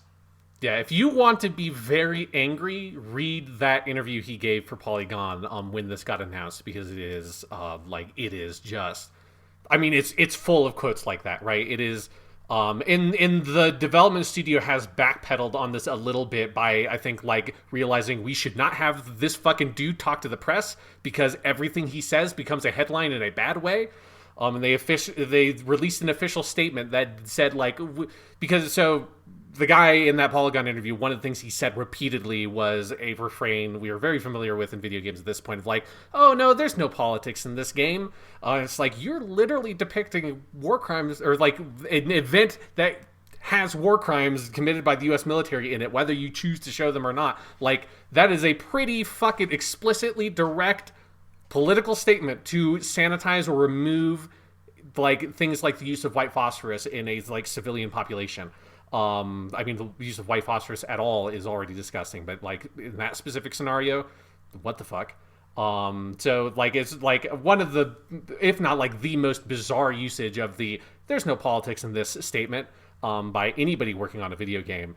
And a little bit ago, like a few days ago, their like official Twitter account had someone who I think was like a PR person that said, it's like, no, like we've heard and listened to your feedback, and we want you to be sure that like yes, there will be politics, and there will be part of the game you will play as an Iraqi citizen. And it's like, you can already tell it's like, oh yes, I'm sure your story of, you know, that there's going to be this like one Iraqi citizen who actually was saved by the U.S. military, who helped him escape the fucking city or some shit. Which is absolutely what it's going to be. It's not going to portray the U.S. in any sort of critical light. Why are they making this game? I hope it doesn't come out this year, because I hope it never comes out. Stalker 2. This isn't coming out this year. We've had one trailer for it. This game has been in development since like 2007. It's not coming out this year. One of the weirdest re-releases I've seen is we're getting this year a re-release of the Stanley Parable from 2013. This game is old now. Mm-hmm. It's called Stanley Parable Ultra Deluxe. It's also coming to consoles. This was only ever a PC and Mac game, but it is now coming to consoles. Stanley Parable is great. If you haven't played it, you should play it. I'm not sure why it needs a re-release, but sure. It feels like something where they just realized, did we never put this out on a console? That feels weird. Like, why? Like, people love this game. It sold very well. Well, they're like, better late than never. Yeah, because Stanley Parable is hilarious. Like, it's one of the funniest games, like, ever. So yeah, if people have not played Stanley Parable, they should, like, I might replay it. It has been since 8 years ago since I've played it. So it was on our top 10 lists back then, long time ago. And finally, Star Wars Hunters, which was that newly announced Star Wars mobile fighter. Who gives a shit? Yeah, I feel like they showed a trailer. The way we talked about this game on the podcast was I was confused that this game even got announced, because it feels like if you're announcing a new Star Wars game, it should be a big deal. And they just sort of said, we're making a new Star Wars game. It's called Star Wars Hunters. It's a third-person shooter multiplayer game, and that's all we know about it. Yep. All right. So that is it for games. You want to talk about some movies, Sean? Yeah, what's going on in the movie world? Will movies come out? Will people see them? So yes, this is like the opposite of games, because what happened with movies is that movies just didn't come out for a year, especially big Hollywood movies. So there are more movies than ever set to come out in 2021. I think I'm going to go through the calendar as it exists. I think this calendar will probably shift around quite a bit, but movies will be coming out. I mean, the U.S. is already well on its way to being vaccinated. The first big slate of movies is May. I think that is reasonable as an expectation of when you can start reopening theaters, at least at partial capacity. So movies will be coming out. And we will still obviously have streaming releases, all the HBO Max stuff. WB is putting all their stuff out there.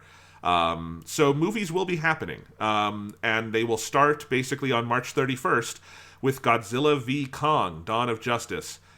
This is not actually called Dawn of Justice, but if they had called it that, I would buy this movie like 5 times over, because that would be so fucking funny to me. Mm-hmm. They didn't call it that. But it is Godzilla v. Kong. It is another Supreme Court-style title. Instead of Godzilla versus Kong, they have to go with the V. because they want to make it look like a Supreme Court case, I guess. But yeah, it'll be in theaters and on HBO Max. This is a movie I cannot imagine watching on HBO Max. I would much rather go to a theater. Like, the point of this movie is going to a theater, I feel like. But yeah, it'll be on HBO Max if you want to see it there. I have very good news for everybody that it is yesterday was 2 weeks from my second dose of the vaccination, so I will be able to go see this Godzilla movie in the movie theater. So awesome. Congratulations to me. It's why I pushed to get a vaccine, is I was eyeing this date and like, well, if there's a Godzilla movie coming out and this fucking anime movie coming out, I want to go see those in the movie theater. God damn it. Yeah. So there you go. April 16th, Mortal Kombat, the new Mortal Kombat movie. There was a trailer for this. The trailer was okay for a video game movie trailer. I was like, this doesn't look terrible. It's not going to be good because it's an American video game movie. That's impossible. But it'll also be an HBO Max movie. That's another Warner Brothers release. So that'll be in theaters or on HBO Max. And then this is the date. This is the point of no return. We're either doing this or we're not. And that is May 7th is Black Widow, which was supposed to come out like May 1st last year. This is the Marvel movie that's been one of them that's been delayed a lot. And I think this is, Disney clearly has no interest in releasing movies like this on streaming. Disney wants these in theaters. They want to make their money. If they feel comfortable doing this on May 7th, everyone else will feel comfortable. If they feel like they can't, everything else will be moving. So this is going to be the proving point. May 7th, Black Widow. People are coming back to theaters or they are not. We shall see. Yep. Yeah, it feels crazy that, like, because that movie was, like, on the front line of this, right? Like, it was about to come out, and then the pandemic shit happened, and now it's been pushed. And this is the one, this is where they've been keeping their powder dry, because Disney did experiment with a bunch of others. They did the Mulan on Disney Plus. They pushed Soul, the Pixar movie, to Disney Plus. They just did their new animated movie Raya and the Last Dragon, which is apparently really good on Disney Plus, but you have to pay for it.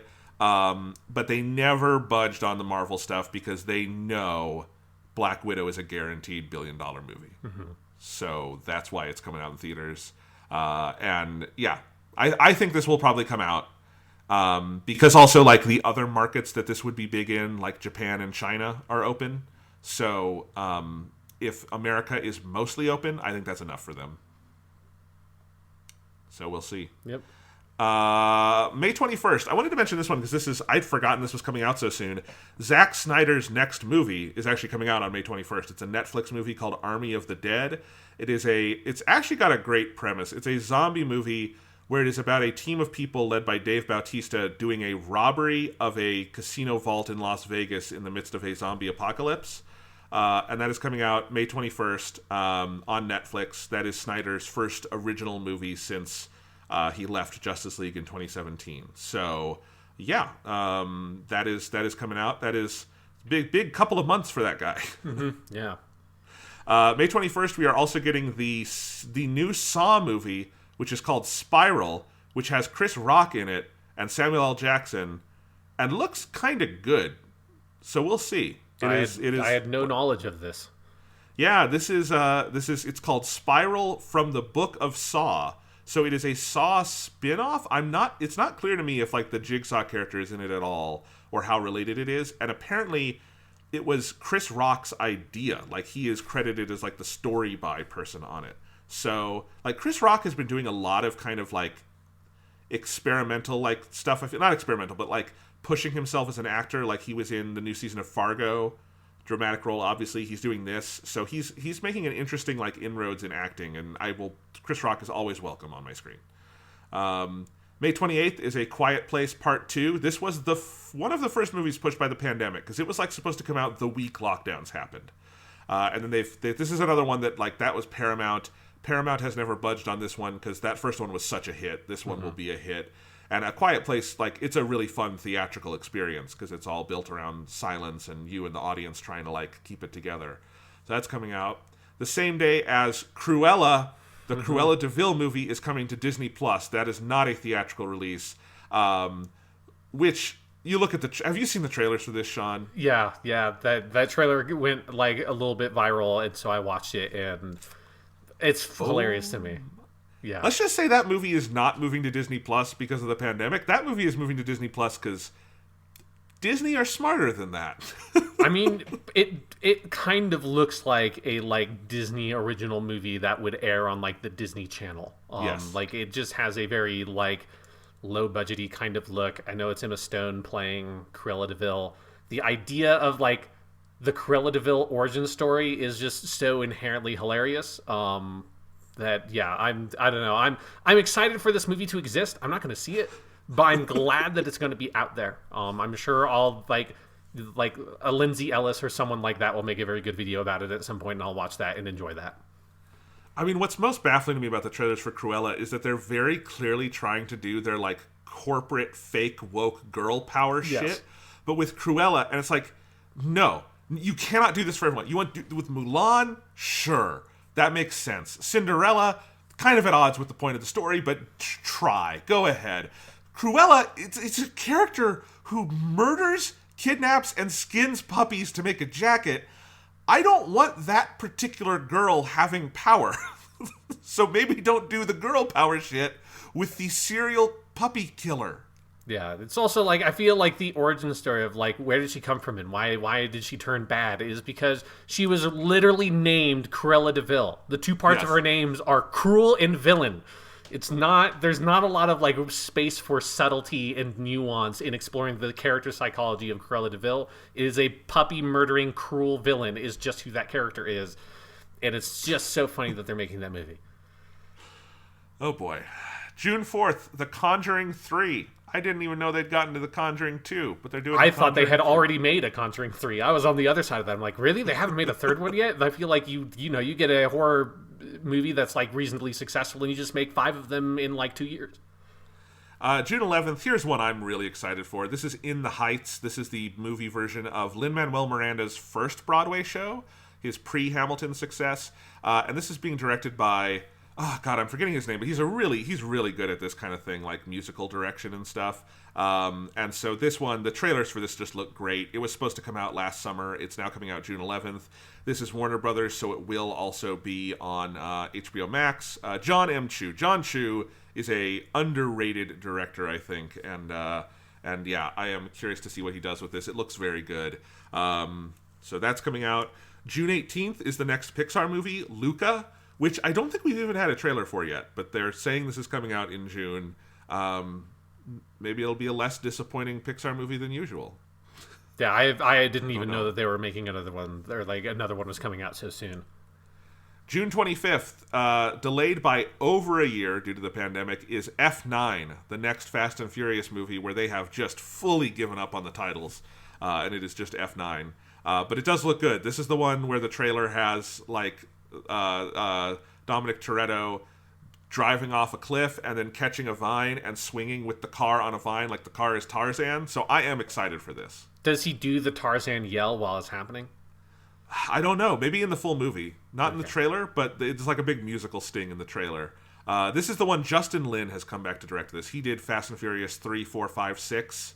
So he's been the best director for that series overall, and he is doing this one, and it looks very good. This is the one John Cena is playing Dominic Toretto's long-lost brother. Okay, I guess that's where they have to be at, right? That's where you are. Your main character's long-lost brother, played by a popular wrestler. Yes.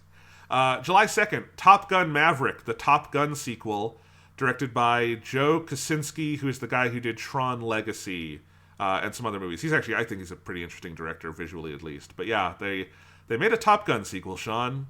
Yeah, I remember seeing that trailer 2 years ago. This is the thing about looking at this list of movies is a lot of it is oh right, that didn't come out because of the pandemic. Because it's all of these are things that I remember seeing the trailers in the initial advertising build up, and then it just sort of went nowhere. And then I guess now that's finally going to come out. I'm not a big Top Gun person. I will say what looked cool to me about it in this trailer is the footage of the flight stuff looks out of this world. They just put a camera, it's IMAX stuff. It's they put an IMAX camera on a fighter jet and took off with it. That could be pretty cool. That's one of the reasons why this one was never going to streaming, is it's a very big theatrical thing. Mm-hmm. So, that sounds cool. July 9th, our next Marvel movie, and the one I'm most excited for this year, Shang-Chi and the Legend of the Ten Rings. Fuck yeah. Yes, yes. I've been like pulling for a Shang-Chi movie forever since Marvel got big. Because it's basically, I mean, that's just like a kung fu martial arts movie at that point. And fucking hell yeah, let's do it. July 9th, The Purge 5, The Forever Purge, is coming out. They say this is the final Purge movie. I don't believe them. They always say that with these horror movies. It's like it's always the last one, and then they make then it's like The Purge, the next generation or whatever. And it's like a new. I mean, I think all those movies have a new cast, but it's like it's set in a parallel universe, and now it's The Purge in space. Yes, they should do The Purge. I would go see it if they called it The Purge in space. I mean, it is if they're following the proper trajectory, we're only a couple movies away from The Purge in space. So. Yeah, how many Friday the 13th before Jason went to space? That's like Jason 10, right? Yes, it's Jason X, yeah. Okay. All right, July 16th, Space Jam 2, A New Legacy, with LeBron James, and they did really... There's no trailer for this yet, but they did do some stills, like Entertainment Weekly had a feature on this, and they fucked it all up, because Space Jam is stupid and there should never have been a sequel, but if you're gonna do it, the appeal of Space Jam was seeing the actual, like, hand-drawn Looney Tunes, and they're CGI. They're 3D, they're furry, they're not photorealistic, but like they are like No, they just fucked it up. That's not what this is supposed to be. Fuck you guys. Is Bill Murray in it? Probably not. He's reprising his character. I'm like trying to remember anything from Space Jam that's not just Looney Tunes and Michael Jordan. And I remember that Bill Murray's in it. Yeah. My favorite thing about when they released all the stuff from this movie, Sean, is all the stuff people were talking about Lola Bunny's tits. That was the funniest Twitter controversy, because as far as I understood it, it ended with people realizing that the image they were using, quote unquote, from the original Space Jam was actually just fan art that like even more sexualized the character. So like, because I remember looking at the image that they had from the new one and hearing that there was some controversy about like, oh, they didn't make her sexy or whatever, and people either love that or hate it. It's like, she looks just as sexualized as I remember that character looking in the original Space Jam, and then people are passing around this image. I'm like, I don't feel like that's accurate. And then it was like, no, this isn't accurate. It is fan art. And it's like, well, there we go. Everybody on the internet's fucking stupid. Yeah, that really should be the title of Space Jam 2. Space Jam 2, everyone on the internet is fucking stupid, because that's the only reason this movie exists. Exactly, yes. Yeah, Space Jam like was a fun thing to exist within the 90s. I think we can leave it there. I really hope we do. Although I will say, I was looking this up. They did try to make several Space Jam sequels in the years after Space Jam, and their initial idea was that they would do a series of them, but with different sports. And one of their ideas was to do a movie called Skate Jam starring Tony Hawk. That's what I want. I want Skate Jam with Tony Hawk. And you could still do it. Tony Hawk still got it. You know, for some of those tricks, you might have to CGI him a little bit because he is older. But that's what I would want. I mean, I think that is like... there aren't a lot of like celebrity athletes you could do that for. That is like, Michael Jordan was one in the 90s. And I think Tony Hawk is in that similar category of like... he's just a very charismatic person. Everybody knows who Tony Hawk is. Even if you know absolutely nothing about skateboarding, you know who Tony Hawk is. That, yeah, I could see it. Yeah, I mean, LeBron James is that person. So obviously, like, if they were going to do a basketball player, it's LeBron James. Yeah. But yeah, we shall see. That one will also be on HBO Max, which is actually great because that means I can check out that movie and like see how bad it is without having to pay anything extra for it. Or you could just be like me and just not watch any of it at all. I probably won't. July 30th, Jungle Cruise, which is the Disney movie based on the theme park attraction starring Dwayne "The Rock" Johnson. This was supposed to come out like a year and a half ago. Like, this one got delayed several times for different reasons. But yeah, it looks really stupid. But it's got Dwayne "The Rock" Johnson. Yeah, this is another one I remember seeing the trailer in forever ago and reacting basically, oh, this is the movie they're making because those Jumanji movies like made fucking massive money. Yes. July 30th, we are getting... This is one I'm excited for. This is the new David Lowery film. It is The Green Knight. David Lowery, if you don't know, has made movies like A Ghost Story, which is fantastic. The Pete's Dragon remake that's really interesting. And this is with Dev Patel, and it is based on Gawain and the Green Knight. It looks really cool. This was like... people have seen it because it was at a film festival at some point. But it was supposed to come out, didn't. Now it's coming out. I'm excited for this one. Yeah, the trailer was really cool. Sir Gawain and the Green Knight is like a really great medieval story. Like this is one I covered when I was at Boulder, like reading a bunch of medievalist literature, like the Canterbury Tales. So yeah, I'm pretty excited for this because it's a very cool thing to decide to adapt to a movie. I'm really excited for it. Yes. August 6th is The Suicide Squad, the sequel to Suicide Squad, because this is how we do sequel titles now, because we all, I don't know, huffed paint for 5 years. But anyway, this is the one made by James Gunn. It looks pretty good. And I say that even having, still insisting the original Suicide Squad is the worst movie I've ever paid money to see, and that is true. I guess I've paid money to see some movies in school because I've paid tuition. So maybe we can argue about that. I feel like that's overcomplicating. I think it is fair to just, leave it at Suicide Squad and move on. It is Suicide. So anyway, this one does look interesting. It will be a theatrical / HBO Max release. That's August 6th. Yep, this is another one where I'm like, man, yes, like a year ago I watched trailers for this movie. Well, kind of. They did it was at the DC Fandom event last year. And they haven't done a trailer yet. It was just the behind-the-scenes stuff. Sure. But I mean, the main thing I remember is that Peter Capaldi's in it. Yes. Yeah. So along with, like, 500 other actors that are cool. August 6th is also Hotel Transylvania 4, which I only mention because, one, holy shit, they got to 4 of these, and 2, they have finally set Genndy Tartakovsky free. He did the first 3 movies. They have set him free. It's a different director. He's doing Primal and his other good stuff. Genndy Tartakovsky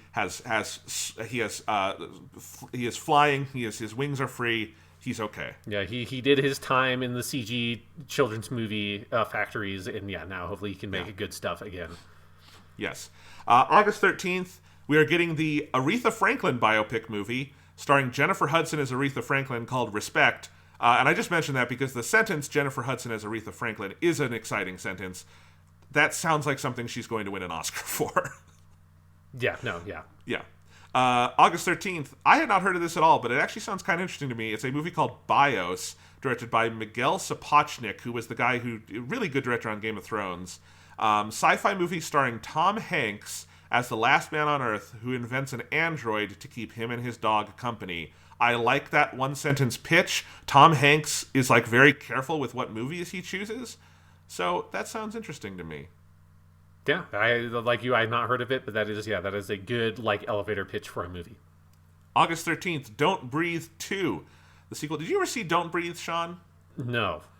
It's a good horror movie. It's the same guy who directed the Evil Dead remake, Fede Alvarez, and it also had Jane Levy in it. And then it had Stephen Lang, the guy from Avatar. The bad guy is the bad guy in that. He's this blind guy who is terrorizing people. And this one is about that character again. Okay, yeah. Now I haven't seen the movie, but now I remember the trailers and stuff for it. Yes. Yeah. Don't Breathe. It's a wild movie. It's offensive in a lot of different ways. But it's a pretty good horror movie. Fede Alvarez, I actually think is a very, very solid filmmaker. But anyway, August 20th, we are getting The King's Man, which is the prequel to Kingsman, starring Ralph Fiennes as the first King's Man, I guess. And this is it's not Guy Ritchie. Who is it? This guy who did Kick-Ass. I'm drawing a blank as well. Absolutely no help here, Sean. No, yeah. I saw Kick-Ass once. Matthew Vaughn. Yes. Oh, the guy from X-Men First Class. If you had said that, I would have saved you. The first Kingsman was good. The second Kingsman was really bad. I don't know about this one. August 20th is Paw Patrol the movie, which I only mention because that's my nephew's favorite show. And I've seen a lot of Paw Patrol merchandise. Yeah. I'm sure parents around the world are super thrilled to have a new movie that their child is going to watch 5 million times that they'll just have to suffer through. I really wonder how Paw Patrol the movie is going to deal with all of the police protests from the last year. Does it start with all the Paw Patrol members throwing down their badges in disgust? Or it's a half and half. Some of them are we're done with all this racial discrimination bullshit, but then you learn which of the dogs were just horrible racists, and then they have to fight. I think that's what the movie should be about. I think they should handle the Paw Patrol movie like they did the G.I. Joe and Transformers movie, where they basically just use it as an opportunity to kill off most of the characters so that you can introduce new toys to the children. I think every kids movie should be like that. We need more of Transform. We need to teach kids about death. God damn it. We need to teach kids about death and also capitalism. August 27th, we are getting Candyman, which is a remake of an old horror movie. It looks very good. It's got a great trailer. This is the movie that people keep calling Jordan Peele's Candyman, despite it being written and directed by Nia DaCosta. Jordan Peele is just producing it, but people are sexist, so they call it Jordan Peele's Candyman. It's not. It does look good, though. Yes, this is another one where I feel like I've known about this movie forever, and I am excited for it because the original Candyman is also very good. September 3rd. Did you know they're rebooting the Resident Evil film franchise, Sean? I knew it, and I had forgotten about it until you just brought it up again. Thanks for reminding me. So this movie is called Resident Evil Welcome to Raccoon City, and it is apparently like an Origins, it's like a Resident Evil Zero style thing. It's going to be bad. It's the same, it's not the same director who did all the other ones, but it's the same company, so it's going to be that same kind of like $15 million, it's a piece of shit, but some people will see it. Yeah. We are also getting on September 3rd Jackass 4. And wow. I did not know they were doing another Jackass. My hope is Jackass 4 is just them doing a bunch of stuff like during COVID to like get themselves COVID. And see a fucked up premise. And yet that sounds like the movie they would make because it's Jackass. You say that's a fucked up premise. Yeah. Is that any more fucked up than other Jackass premises? Yeah, I mean, at this, I'm just surprised. I mean, it must be a bunch of new people as well, right? It can't just be the same people because they'd be in like their fucking 40s at this point. I mean, older than that. Yeah, they'd all be dead. I mean, some of them are dead. Johnny Knoxville broke his dick. That's been a whole thing. I mean, you know what I'm talking about. Yes, I know what you're talking about. You can look that up if you want. No, it's still Jeff Tremaine, Johnny Knoxville, Steve-O, Wee Man. Yeah, they're all in it. It's just disturbing that it feels like, they're just going to keep on making these movies until it's just a fucking snuff film. Like what the fuck's going on? Stop. Like, it's not the 90s or early 2000s. You can't do this. Stop, please. Again, if it's the COVID thing, I will go watch that. September 17th, they did it. They made a Venom sequel. It's called Venom, Let There Be Carnage. It is directed by Andy Serkis. Huh. Yeah, but we are getting Venom 2 because, lest we forget, the first Venom was a giant, massive hit, proving that we can't have nice things. Are they still trying to make that Morbius the Living Vampire movie? Is that happening? It's made. I don't know when it's coming out, but we got the trailer for it. Yeah. Yeah, I don't know when it's coming out. A good movie, September 24th, The Many Saints of Newark. That is the Sopranos prequel by David Chase. That will be on HBO Max, in theaters, all of that good stuff. And yeah, he's been working on that one a long time. Yeah, I'm excited for that. September 1st, Dune, the long-awaited new Dune movie, which is really only Dune Part 1. But we'll see with the split theatrical HBO Max release if it makes the money to get a Dune Part 2. I think it looks good. The trailers looked good. But we'll see. I just keep in mind that this is not like... you're not going to get the whole Dune story in this one. Yeah, I mean, God, yeah. Because this was one of the ones also where when WB made their choice about like all the switching, like just saying, hey, all these movies are going to be also digital now. This was one of the ones that like there's a big shitstorm about, right? Because yes, it doesn't. The economics of that do not make sense with how much money they spent on this movie. Well, also like it's not a WB movie; it is a Legendary Entertainment movie. And they didn't want that. So, like, I feel like the lawsuits are going to still be working their way through. I'm not I don't know if this one will actually wind up on HBO Max. I would be careful about that. I think they are going to move heaven and hell to get this theater only, and we will see. October 8th, my birthday, thank you very much, is No Time to Die, the next James Bond movie, which we have been waiting for fucking ever. That's like about a year and a half delay in total for No Time to Die. The final Daniel Craig James Bond movie looks good. I hope it's good. I just want Daniel Craig to have one last good James Bond movie because Spectre hurt my heart and soul.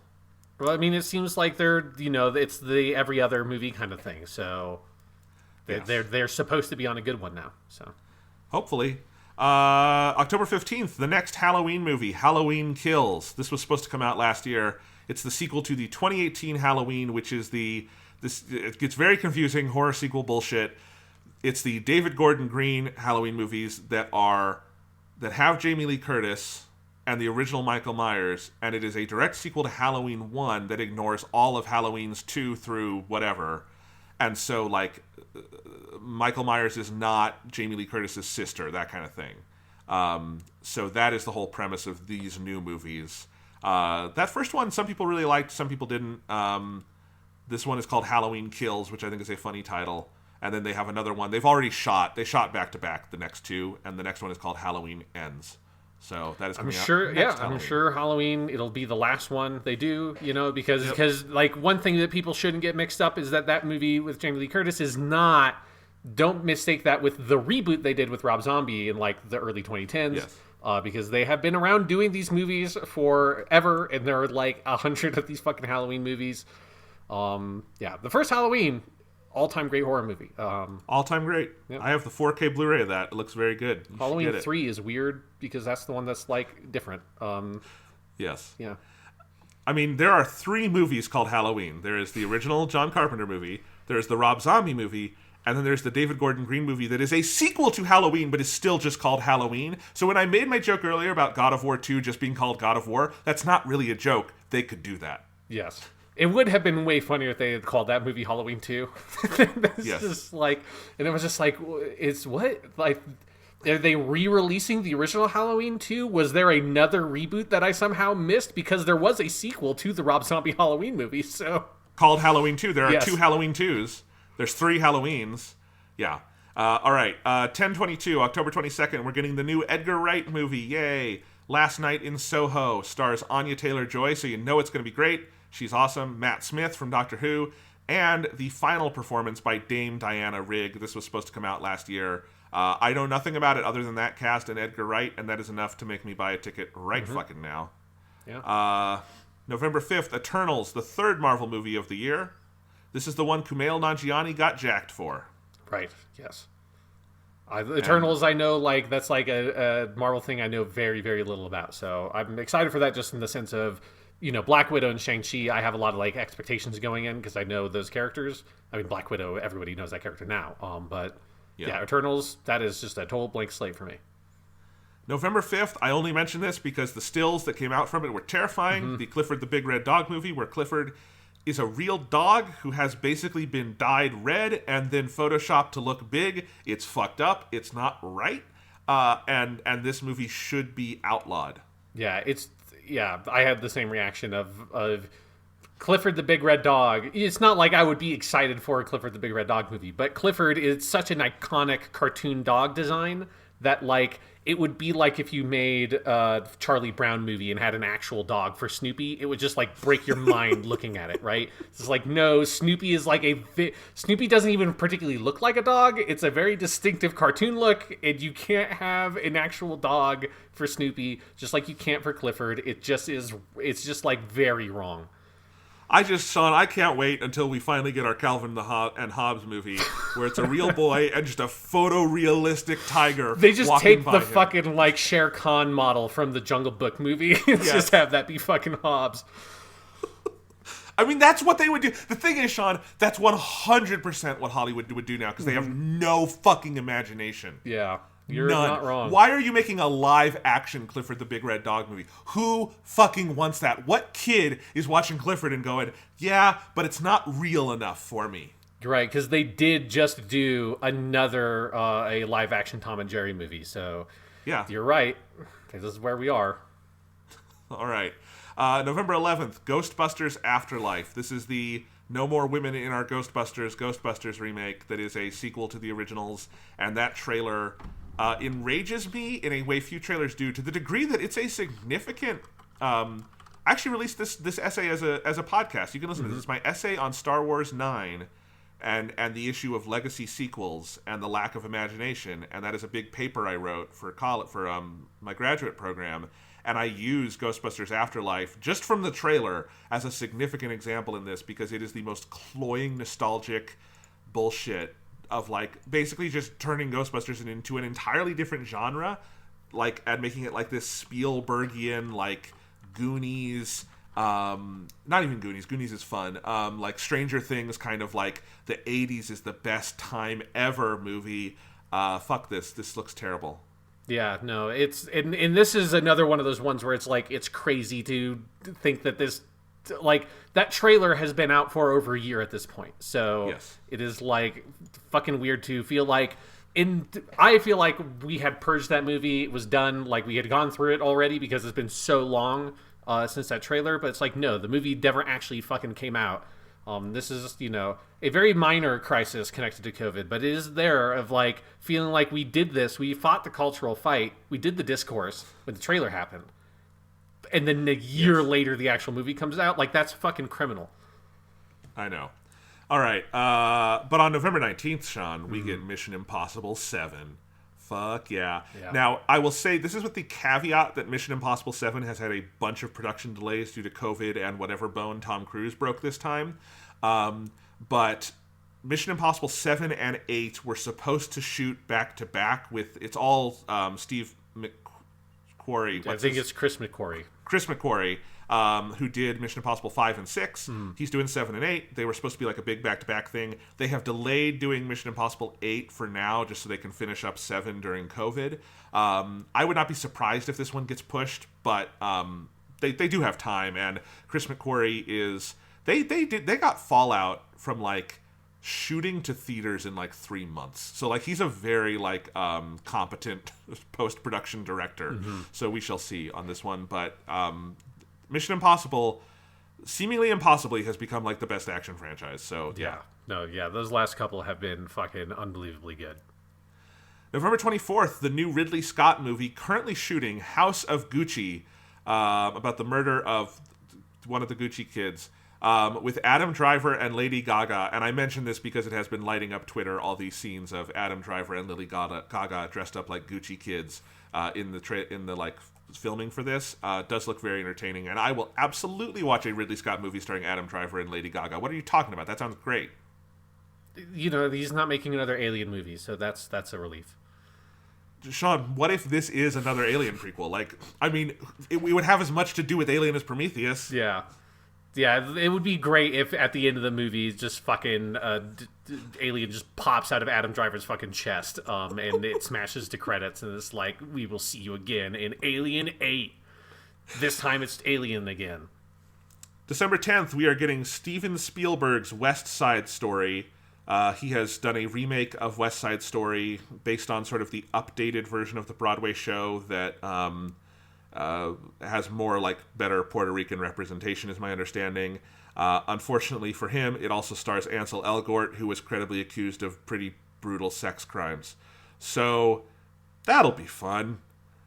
I had not heard that part of it. All I knew was that he's been trying to make this movie for fucking ever. Yeah.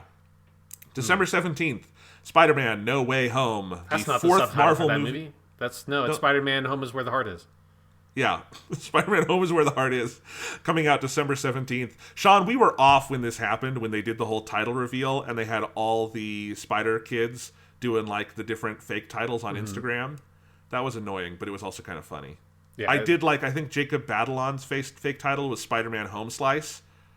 That sounds like a good title. That is a very good title for a Spider-Man movie. Yeah. Yes.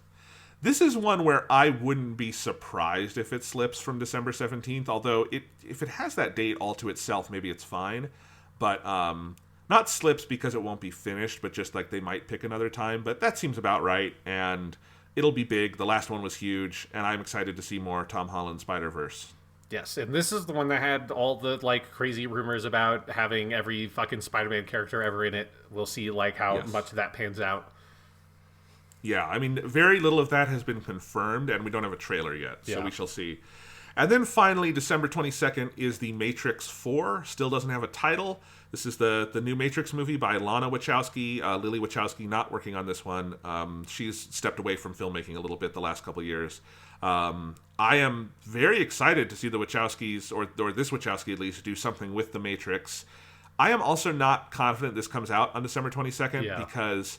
Lana Wachowski apparently, like, she has not been out, like, in public vocal about this, but she really does not want this coming out on HBO Max with all the other, like, Warner Brothers movies. I mean, she came back to do another Matrix movie after 15 years. I think she doesn't want it on streaming, reasonably.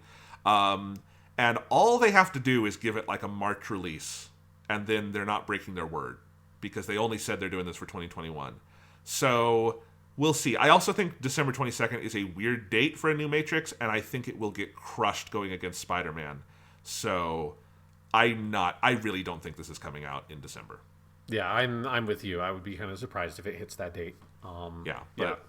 And we'll see. We know nothing about this movie. Yes, yeah. I mean, that we need to eye that also for eventually we have to fucking do the Matrix movies on a podcast, right? Like that has to happen. So, I mean, I've rewatched them twice in the last year because I watched them just for fun, and then I got the 4K Blu-rays and I watched them with my brother, and those 4K Blu-rays are fucking amazing. And I love those. I love all three of them. I really love that trilogy. Yeah, so. I haven't revisited 2 and 3 in a long time, but I have also purchased the 4K Blu-rays, and knowing that eventually at some point we would do the podcast, I'm like, well, might as well get these now while they're on sale. So. And there's some of the, if you want to pick those up, anyone, like those are some of the most improved over their existing Blu-rays, because the existing Blu-rays do not look good, but the 4K Blu-rays are incredible. All right, so that's movies, that's games. Anything else you're looking forward to in the new year, Sean? I hope any of this stuff comes out. I hope it's all, that's like one of the like big question marks is like, does any of this happen? Is there in a future that we can believe in and rely on? I don't know. Yeah, I thought about trying to figure out some TV stuff, but TV stuff is too confusing. There will be TV shows. We'll probably talk about some of them. Yeah. So it's going to be really weird to walk back into a movie theater, Sean. It's been, this is the longest time in my life I haven't been to a movie theater since I was probably a baby. And it's been crazy, and I am excited to step into a movie theater again and see movies and talk about movies. And, games will probably slow down this year because of COVID, but movies are going to speed up, if anything. So it's going to be a weird one. Yeah, no, like that is a packed fucking slate of movies. Like there's a lot more movies coming out this year that I'm like legitimately interested in seeing than I feel like are in a normal slate for a year. Where like I don't go see new movies that often. There's quite a bit of stuff on here that I'm very interested in seeing. Like the obvious stuff like Marvel, Godzilla, the Kimetsu no Yaiba movie. But stuff like Green Knight, I will absolutely go see. Stuff like Dune, I'm sure I'll see because I also want to reread the book. It's been a while. So yeah, it's an interesting year for movies. It's going to be an interesting year for games also, but I think in a different way. I think that's a good way to say it. All right, well, we will see you guys next week, and we'll talk about something. I need to figure out how the fuck I can even watch that Justice League movie because I don't have that HBO thing. So that's what I'm going to go do.